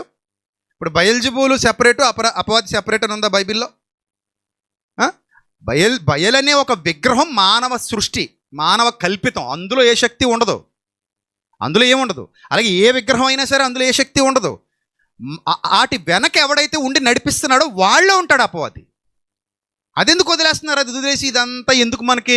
అసలు ఇందులో వాదించడానికి ఏముందండి? నేను చెప్పేది తప్పు అయితే పోనీ, నువ్వు చెప్పేది తప్పు. మానవ హృదయంలో దయ్యం ఉండడో, బొమ్మల్లోనే ఉంటాడు. ప్రతిష్ఠ చేసింది తీసుకునిరా, అప్పుడు నిరూపిస్తానంటే ఇప్పుడు అందరు ఇక్కడి నుంచి వెళ్ళిపోదాం. ఎవడొకడు డబ్బులు ఇచ్చైనా సరే, నా అవసరం అయితే నా ఇల్లు అమ్మేసి ఒక 50 లక్షలు ఇచ్చానో గుడుగు అంటాను ఇంకెక్కడో చోట. ఎవడన్నా అమ్ముతానంటే మరి కొని అమ్మేవాడు ఉంటే కొని ఆ బొమ్మ దగ్గరికి మా తమ్ముడు తీసుకెళ్తాను, అక్కడ పవర్ చూపెట్టరా నాయన అని అడుగుతాను. ఇంకంతే. మరి ఇందాక నుంచి ప్రతిష్ఠ అన్నాడు, ప్రాణ ప్రతిష్ఠ అన్నాడు, శక్తులు అన్నాడు, అవి ఏవి మాట్లాడకుండా మళ్ళీ ఇందులోకి వెళ్తాడు. సరే, దైవత్వంలో ఒట్టిది అన్నాడు కదండి. దయ్యపు తత్వంలో గట్టిదా? బొమ్మ దైవత్వంలో ఒట్టిది అన్నాడు. దయ్యం తత్వంలో గట్టిదా? అలాగైతే బొమ్మ నన్ను ఏదో చెయ్యాలి. అక్కడికి వెళ్ళినప్పుడు నన్ను ఏం చేయలేదు, ఆ బొమ్మ నన్ను ఏం చేయలేదు. ఎప్పటికీ చెప్తున్నా, ఛాలెంజ్ చేసి చెప్తున్నా. మొన్న ఏదో శ్మశానంలోకి వెళ్దాం రా చూసుకుందాం అన్నాడు. శ్మశానంలోనే వదిలే బాబు, రాత్రి అంతా నన్ను ఆ బొమ్మ నా పక్కలో పడుకోబెట్టి పోని, దుప్పటి కప్పే ఇద్దరికిని. పొద్దునకి కూడా అది అలాగే ఉంటుంది, నేను ఇలాగే ఉంటా, శుభ్రంగా పడుకొని వస్తాను, అంతే, ఏం కాదు. ఇది మాత్రం నువ్వు బోధించొద్దు. ఇర్మియా గ్రంథం 10వ అధ్యాయం 5వ వచనం. అవి తాటి చెట్టు వలె తిన్నగా ఉన్నవి, అవి పలకవు, నడవనేరవు, వాటికి భయపడకండ్రా నాయనా అని ఆయన చెప్తుంటే ఇందాక నుంచి నన్ను కూడా భయపెడదామని చెప్తున్నాడు తమ్ముడు. నేను భయపడను. నువ్వు ఎంత భయపెట్టినా నేను భయపడను. ఎందుకంటే హాని చెయ్యనేరవు, మేలు చేయుట కూడా వాటి వల్ల కాదు, కీడు కూడా చేయలేదని బైబిల్ ఇంత స్పష్టంగా చెప్తుంటే ఏంటి బొమ్మలు కోలేటండి బాబు? నాకు అర్థం కాదు. ఏదో బొమ్మలకి బ్రాండ్ అంబాసిడర్లో మాట్లాడుతున్నాడు తమ్ముడు. బొమ్మలు ఏముండవు తమ్ముడు, నువ్వు అర్థం చేసుకో దయచేసి ప్లీజ్. ఆకారం వెనక ఆత్మలు ఉంటాయి అంటున్నాను నేను. ఆకారం వెనకుండో దాన్ని చేసినోడు హృదయంలో ఉంటాయి అంటున్నాను నేను. నా మాట తప్పైతే చెప్పు. ఆకారం వెనకుండో దాన్ని చేసినోడు వాడి ఇప్పుడు ఈ ప్రపంచంలో ఏం జరగాలన్నా సరే మానవ బ్యాటరీ మార్చింది ఏదైనా పడేయండి, వాడు మానవ హృదయాన్ని ఆక్రమించి ఏ ఘోరాలైనా నేరాలైనా చేయగలడాడు. అంతే తప్ప ఆకారంలో ఉండి ఏం చేయడాడు. ఆకారంలో ఉండి ఆడేం చేస్తాడండి? అది ఎక్కడో ఉంటుంది, సంవత్సరానికి ఒకసారి వెళ్తాం దాని దగ్గరికి. అలాగే యేసుప్రభు ఆకారం లేదా, మరియమ్మ విగ్రహం లేదా, దాని దగ్గరికి వెళ్తే ఏం చేస్తుందండి? మనకి ఏం చేయదు అది. సరే, ఇంకా తర్వాత ఇప్పుడు రొట్టె ద్రాక్షారసం గురించి మాట్లాడాడు. రొట్టె ద్రాక్షారసం సాదృశ్యం. దేవుడు దానిలోకి శక్తిని పంపడు, మనలోకి పంపేశాడు ఆల్రెడీ శక్తిని. పరిశుద్ధాత్మ శక్తి మనలో ఉంది. మనలో ఆల్రెడీ శక్తి ఉన్న తర్వాత మరలా ఆ రొట్టెలోకి ద్రాక్షారసంలోకి శక్తిని పంపడు. కానీ ఒక పాయింట్ ఉంది, ప్రార్థన చేసుకు తిన్నప్పుడు ప్రతిదీ పవిత్రమే. అది తిమోతి పత్రికలో చెప్తాడు చాలా స్పష్టంగా. ఇప్పుడు రొట్టె ద్రాక్షారసాన్ని మనం పవిత్రంగా ఎందుకు తీసుకుంటామంటే, నేను కూడా పవిత్రంగానే తీసుకుంటాను, ఎవరికి పెట్టను. ఎందుకు తీసుకుంటాను? అది నా యేసుక్రీస్తు శరీరానికి రక్తానికి సాదృశ్యంగా తీసుకుంటున్నాను, జ్ఞాపకార్థంగా. ఇక్కడ పాయింట్ ఏంటంటే, మరి ఎవరికైనా పెడతారా, ఎవరైనా తినేస్తారా అని అడిగాడు. ఒక చర్చ్ ఉందండి హైదరాబాద్లో, ఒక చర్చ్ ఉంది, నేను పేరు చెప్పను ఇక్కడ, మంచిది కూడా కాదు. ఎవరు వస్తే వాళ్ళకి పెట్టుకుంటూ వెళ్ళిపోతారు. ఆడు బాప్తిసం తీసుకున్నాడు, అది తీసుకోలేదా ఏం పట్టించుకోరు, అడగటానికి కూడా అక్కడ ఖాళీ ఉండదు. దాదాపు 2 చర్చిలు ఉన్నాయి నాకు తెలుసు, వీడియోలు కూడా ఉన్నాయి నా దగ్గర. వేయకూడదని వేయట్లేదు, మీరు పర్సనల్గా రండి, నేను వీడియో చూపిస్తాను మీకు.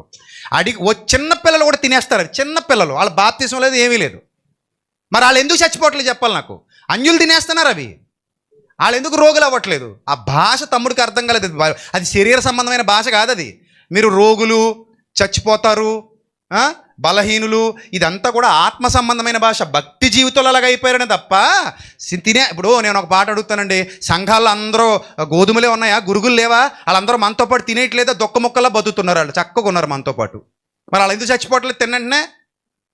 ఇప్పుడు మరి నిజంగా యథార్థవంతులైన వాళ్ళు తిని వాళ్ళు చచ్చిపోతలేదా, చావు రావట్లేదా? అక్కడ రాయబడిన చచ్చిపోతున్నారు అనేది ఆత్మ సంబంధమైన చావు. అది ఆత్మీయంగా బలహీనపడిపోతారు, ఆత్మీయంగా రోగులైపోతారు, ఆత్మీయంగా చస్తారని చెప్పాడు తప్ప శరీరానికి ఏదో జరుగుద్దని కాదు. అలాగనుకుంటే సంఘాల్లో చాలామంది ఎప్పటికీ ఎగిరిపోవాలి. నామకార్థ క్రైస్తవులు చాలామంది ఉన్నారు ఈరోజు సంఘాల్లో, వాళ్ళందరూ తినేస్తున్నారు, మనతో పాటు బలలో చేయి ముంచుతున్నారు. కాబట్టి పర్లేదు పెట్టండి నేను చెప్పను, అందులో శక్తి రాదు. కానీ దేవుడు మనం ప్రార్థన చేసినప్పుడు పరలోకం నుంచి శక్తిని, ఆ రొట్టెలోకి శ్రీకాంత్ తెచ్చిన ఆ ద్రాక్షారసంలోకి శక్తిని పంపడు. కానీ ఆల్రెడీ అభిషేకం మనలోనే ఉంది, పరిశుద్ధాత్ముడు అభిషేకం, పరిశుద్ధాత్ముడు మనలోనే ఉన్నాడు. అంతకంటే గొప్ప శక్తి రొట్టెలే ఉంటుందండి నేను అడుగుతున్నాను. అది కేవలం మన ప్రభు శరీరానికి సాదృశ్యం, ప్రభు రక్తానికి, ప్రభు త్యాగానికి సాదృశ్యం. అంత గౌరవం మనం ఎందుకు ఇస్తున్నాం అంటే, రొట్టెకి ద్రాక్షారసానికి మన ప్రభువుని బట్టి తీసుకుంటున్నాం కాబట్టి. నేనైతే అడిగే పెడతాను, బాప్తిసం పొందిన వాళ్ళే తీసుకోండి అని చెప్తాను. బాప్తిసం పొందిన వాళ్ళు తీసుకోకండి, ఎందుకంటే మీరు ఆ నిబంధనలో లేరు, మీరు తీసుకున్న ఉపయోగం లేదు. ఒకవేళ తిన్నా దానివల్ల మీకు వచ్చే నష్టం ఏమి ఉండదు, ఎందుకంటే మీ మనసులో ఏమీ లేదు, మీకు అసలు తెలియదు. కొత్తగా వస్తారు చర్చికి, ఏదో పెడుతున్నారు ప్రసాదం అనుకుని తినేస్తారు, వాళ్ళు కళ్ళకద్దుకు తినేస్తారు. అంత మాత్రం వాళ్ళు చచ్చిపోరు. దేవుడు జ్ఞానవంతుడు. ఏమండి? రైట్. ఇక దినవృత్తాంతాలు 1 గ్రంథం 16:26 చూపించాడు. జనముల దేవత వేరు, యుగ సంబంధమైన దేవత వేరు, 2 కల్పించాడు మనోడు. జనముల దేవతలు అన్నది మట్టి బొమ్మల్ని, లేని వాటిని, పనికిరాని వాటిని. ఇక్కడ యుగ సంబంధమైన దేవత అంటే అది గురుగురు, అది మన హృదయాలను ఆక్రమిస్తుంది. ఈ వట్టి దేవతలు ఆడు మాట్లాడిస్తాడు, మనిషి హృదయంలో దూరతాడు, మనిషిని మోసగిస్తాడు, మాయ చేస్తాడు, వంచకుడు వాడు. ఎవరిని మింగుదినా అని తిరుగుతాడు. నేను ఆడి గురించి ఫైట్ చేస్తుంటే ఈయనేమో బొమ్మ గురించి ఫైట్ చేస్తున్నాడు. మరి నాకు అర్థం కావట్లా. రైట్. ఇక దైవములు కాదు అంటే దయ్యాలనేగా అన్నాడు. మీరు గుడ్డిగా కొంతమంది ఎస్ కరెక్ట్ అంటున్నారు. ఇప్పుడు దైవములు కాదు అంటే దయ్యాలనే? దైవములు కాదు అంటే వట్టివని కాదా? అనకూడదా ఏంది? తెలుగు భాషలో ఆ పదం లేదా ఏంది? అందులో ఏమీ లేదని అనకూడదా? దైవములు కాదండి, వట్టివి అని అనొచ్చుగా. దైవములు కాదు అంటే దయ్యాలని అన్నారు. ఇది ఏమన్నా వ్యతిరేక పదాల పోటీగాని పెట్టారా ఏంటి మనకి? కాబట్టి దైవములు కాదు అంటే వట్టివి, అందులో ఏ శక్తులు ఉండవు, దాన్ని వెనకేసుకు రావద్దు, అది ఎందుకు పనికిరాదు, అది కీడు కూడా చేయలేదు ఎవరికి. సమూయేలు 1 గ్రంథం 31వ అధ్యాయం 6, 8, 9, 10 వచనాలు చదవండి. సమూయేలు 1 గ్రంథం 31వ అధ్యాయం 6, 8, 9, 10 వచనాలు. అక్కడ ఏమంటాడంటే, 9వ వచనంలో అతని తలను ఛేదించి అతని ఆయుధములు తీసి తమ బొమ్మల గొళ్ళలోను జనులలోను జయవర్తమానము తెలియజేటిగా ఫిలిస్తీన్ల దేశంలో నలుదిశలో వాటిని పంపిరి. మరియు వారు అతని ఆయుధములు అస్తారోతు దేవుడిలో ఉంచి అతని మొండెమును బేత్సాను పట్టణపు ఇవేవి చేయలేవు అనేది దాని అర్థం.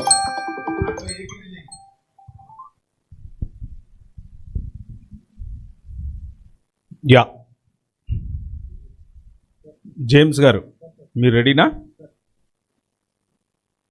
బాబు ఇది మాపించారు. ఆ పాయింట్, ఇది రెఫరెన్స్ ఎందుకు చదివానంటే, ఇప్పుడు సౌలుని చంపించింది ఆ దేవతలను మీరు నమ్ముతారా? అందుకని చదివాను. ఏమండి? Thank you. వాళ్ళు అక్కడ పట్టుకెళ్ళి పెట్టుకున్నారు కదా మొండెమతిని, ఆ దేవతలే సౌలుని చంపించారని మీరు నమ్ముతారా? రైట్.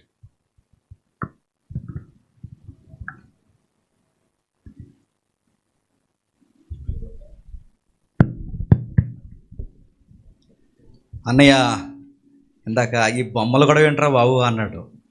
కాన్ఫరెన్స్లో మొన్న వికేఆర్ అన్న ఉన్నారు, కిరణపాల్ గారు ఉన్నారు. అందుకే వికేఆర్ అన్న గారు, కిరణపాల్ గారు మేము అందరం ఏమన్నట్టు ఈ బొమ్మలు కూడా వద్దు అన్నాం ముందు. ప్రతిపాదనలోని బొమ్మలు కూడా వద్దు, కేవలం విగ్రహాలు కల్పించినవి తినొచ్చా తినకూడదు ఆ టాపిక్ మాత్రమే మాట్లాడదాం అన్నాం. అన్నే అది ఎన్నిసార్లు చెప్పాము వద్దన్నా దాని గొడవని తీసుకొచ్చారు. అందుకే మనకు కొంచెం చికాకుగా ఉంది ఆ విషయంలో. సరే, ఏది ఏమైనా విషయానికి వెళ్దాం. అన్న కొన్ని ప్రశ్నలు అడిగారు, ఆ ప్రశ్న నేను సమాధానం చెప్తాను. చాలామంది నిద్రించుచున్నారు అన్నది ఆత్మీయ అర్థం అన్నారు. నేను అడుగుతున్నానండి, చాలామంది నిద్రించున్నది ఆత్మీయ అర్థం అయితే నిద్రించిన వాళ్ళు మళ్ళీ నిద్రిస్తారండి? ఆల్రెడీ నిద్రించిన వాళ్ళు, ఆత్మీయంగా నిద్రించిన వాళ్ళు మళ్ళీ ఆత్మీయంగా నిద్రించడం ఏంటండి? టెక్స్ట్ మళ్ళీ అడుగుతున్నాను, అది ఆత్మీయ అర్థం అని ఎక్కడుంది? అది అక్కడ ఆత్మీయ అర్థాలని ఎక్కడుంది?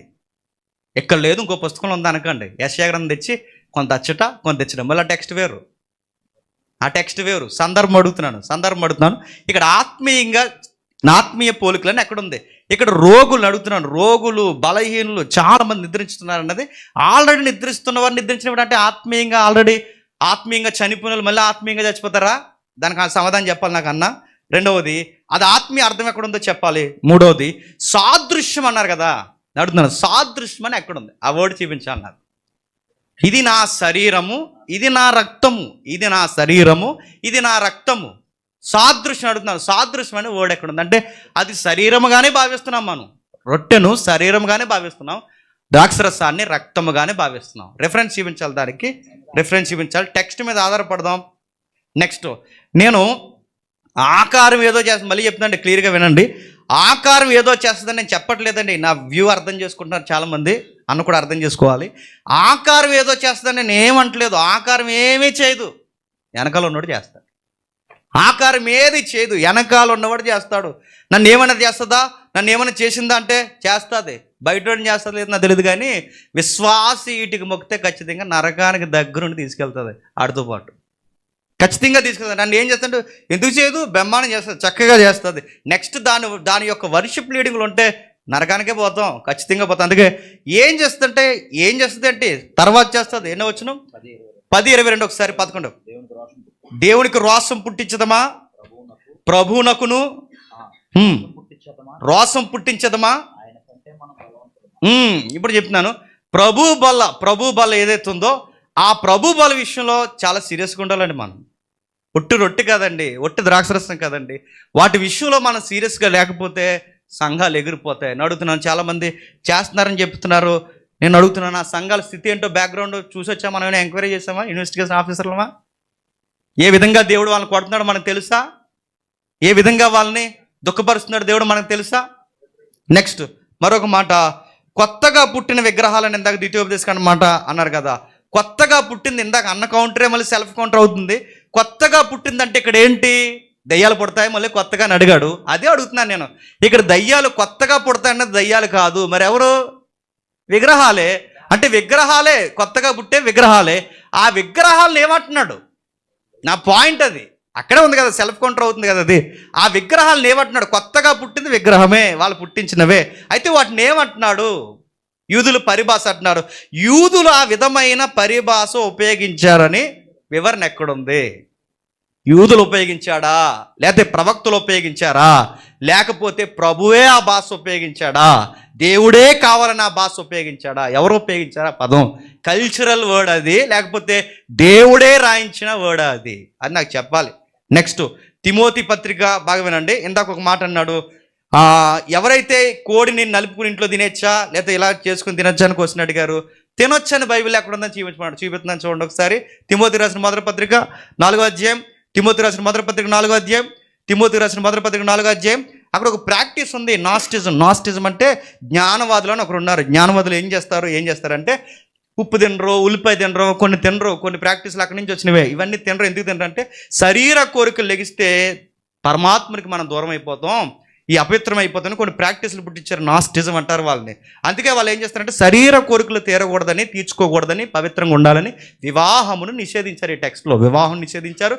కొన్ని తినకూడదు, ఉల్లిపాయ ఏదైతే ఉందో, కారం, ఉప్పు, అంటే అర్థం అవడానికి ఆ పదాలు అంటున్నాను. కారం ఎక్కడ ఉందంటే నేను ఏం చేయలేను, ఇంకా అర్థం అవ్వాలని చెప్తున్నాను నేను. అంటే అక్కడ విషయాలు మనకు అర్థం అవ్వాలంటే కొన్ని తినకూడదని సన్యాసత్వం తీసుకురావాలని చెప్తున్నారు వాళ్ళు. ఆ ప్రాక్టీస్ అప్పుడు దేవుడు ఏమన్నాడంటే 4వ వచనంలో, దేవుడు సృజించిన ప్రతి వస్తువు మంచిది, కృతజ్ఞతాస్తుతులు చెల్లించి పుచ్చుకొనని ఎల్లా ఏది నిజం. కృతజ్ఞత ప్రేయర్ చేసుకుని కోండు కోసుకో, ప్రేయర్ చేసుకుని నలుపుకుని తినే, నీకు ఏ స్టైల్లో కాల్చుకుని తింటావు, వండుకుని తింటావు, ఎలా తింటావు తిను, ప్రేయర్ చేసుకో. కానీ ఇక్కడ ప్రేయర్ చేసుకుని తినమన్న టెక్స్ట్ ఎక్కడది? విగ్రహం దగ్గరది కాదు. మళ్ళీ చెప్తున్నాను, సందర్భం వదిలేవద్దు. ఇది విగ్రహం దగ్గరది కాదు. ప్రేయర్ చేసుకుని తినమది విగ్రహం దగ్గరది కాదు.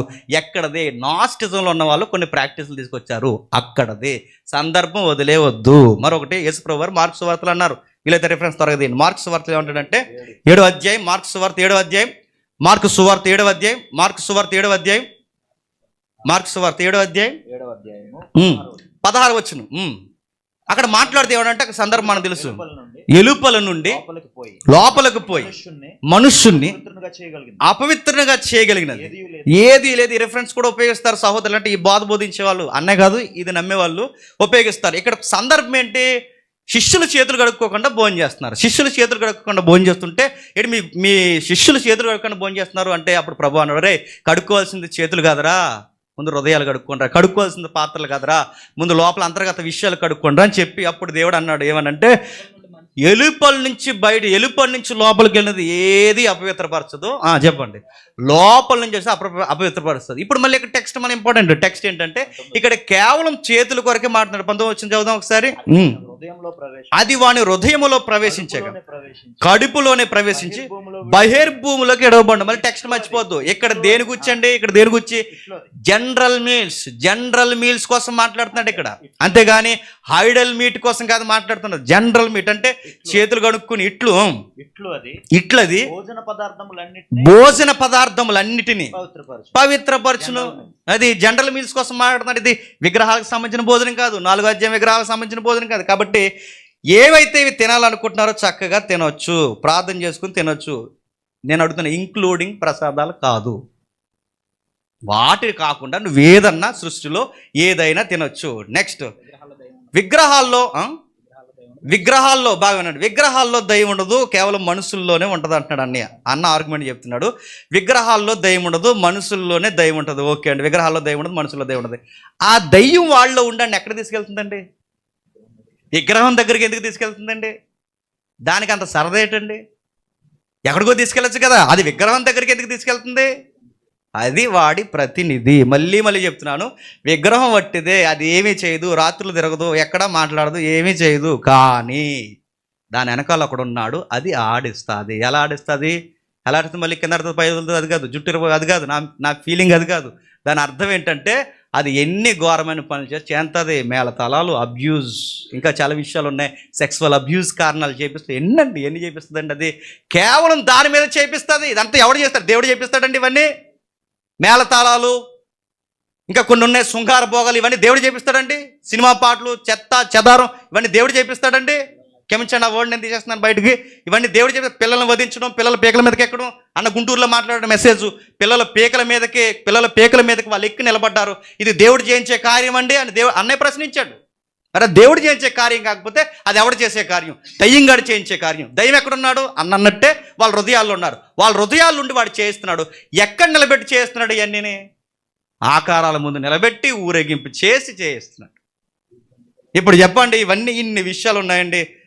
ఇంకా ఇన్ని విషయాలు ఉన్నాయి. మరో విషయం నేను మర్చిపోయాను. విగ్రహం వట్టిదైతే ఒకసారి కీర్తన గ్రంథం చూద్దాం. విగ్రహం వట్టిదైతే ఒకసారి చూద్దాం. పోలిక దీనికి అర్థం నాకు చెప్పాలన్నా కీర్తన గ్రంథం 115వ అధ్యాయం కీర్తన గ్రంథం. దీనికి నాకు రెఫరెన్స్ అర్థం చెప్పాలి. 115వ కీర్తన 115వ కీర్తన 4వ వచనం నుండి 8వ వచనం వరకు. వారి విగ్రహములు ఎండి బంగారములవి, అవి మనుషుల చేతి పనులు, వాటికి నోరుండియు పలకవు, కనులుండియు చూడవు, చెవులుండియు వినవు, ముక్కులుండియు వాసన చూడవు, చేతులుండి ముట్టుకొనవు, పాదములుండి నడవు, గొంతుకుతో మాట్లాడవు. 8వ వచనం జాగ్రత్త. వాటిని చేయువారు వాటి యందు నమ్మిక ఉంచి వారందరూ వాటి వంటి వారే. దీనికి అర్థం చెప్పాలండి, వీటిని చేసిన వాళ్ళు కూడా ఎలా ఉన్నారట? వాటి వంటి వారే ఉన్నారట. వాటి వంటి వారు అంటే నడుతున్నాను, చేసినోడికి కనబడుతుంది కనబడదా, చేసినోడికి కనబడుతుంది కనబడదా, చేతినోడికి చేతులు ఉంటాయి ఉండవా, చేసినోడికి ఇవన్నీ ఉంటుంటా, చేసినోడికి స్పర్శ ఉంటుంది ఉండదా, ఇవన్నీ అడుగుతున్నాను. చేసినోడు కూడా వాటిని పోలిన వారంటే చేసినోడు విగ్రహం అలా ఉండిపోతాడండి? ఆడు కదులుతాడు, మాట్లాడతాడు, వింటాడు, అన్నీ ఉన్నాయిగా. మరి ఎందుకు ఆటలతో పోల్స్తున్నాడు? చేసినోడు అలాగే ఉన్నాడు, చేయించుకున్నది అలా ఉన్నది. అక్కడ దాని అర్థం చెప్పండి. థ్యాంక్ యూ అండి. ఓకే, సమయం దాదాపు 1:50 అయింది కాబట్టి మీలో కొందరికి షుగర్ ఉండొచ్చు, బీపీ ఉండొచ్చు, వీళ్ళిద్దరూ మాట్లాడుకునే దాన్ని బట్టి ఇంకొంచెం పెరిగి ఉండొచ్చు. అదంతా ఇబ్బంది అవుతుంది కాబట్టి ఒక చిన్న బ్రేక్ తీసుకుందాం. భోజనం చేసేసి వెనక్కి వచ్చిన తర్వాత క్రాస్ ఫైర్ అనేది పెడదాం. క్రాస్ ఫైర్లో ఏం జరుగుతుందంటే ఒకరినొకరు డైరెక్ట్గా ప్రశ్నించుకుంటారు. అడిగిన ప్రశ్నకు సమాధానం చెబుతూ దానికి క్రాస్ క్వశ్చన్ లాగా వెళ్తూ ఉంటారనమాట. ఇద్దరికీ అవకాశం ఉంటుంది. మొదట ఒకరు, ఆ తర్వాత ఇంకొకరు. మొదట విజయప్రసాద్ రెడ్డి గారు క్రాస్ ఫైర్ నడిపిస్తారు. ఆ తర్వాత జేమ్స్ గారు క్రాస్ ఫైర్ నడిపిస్తారు. ఇప్పుడు సమయం 1:51 నా టైంలో, నా దగ్గర ఉన్న క్లాక్లో 1:51 కరెక్ట్గా 2:30కి మనం మళ్ళీ మొదలు పెడతాం. 2:30 మళ్ళీ ఇక్కడ మొదలు పెడతాము. ఏదైనా తినాలనుకుంటే కూడా వెంటనే తినేసి వచ్చేయండి. ఓకేనా? Thank you.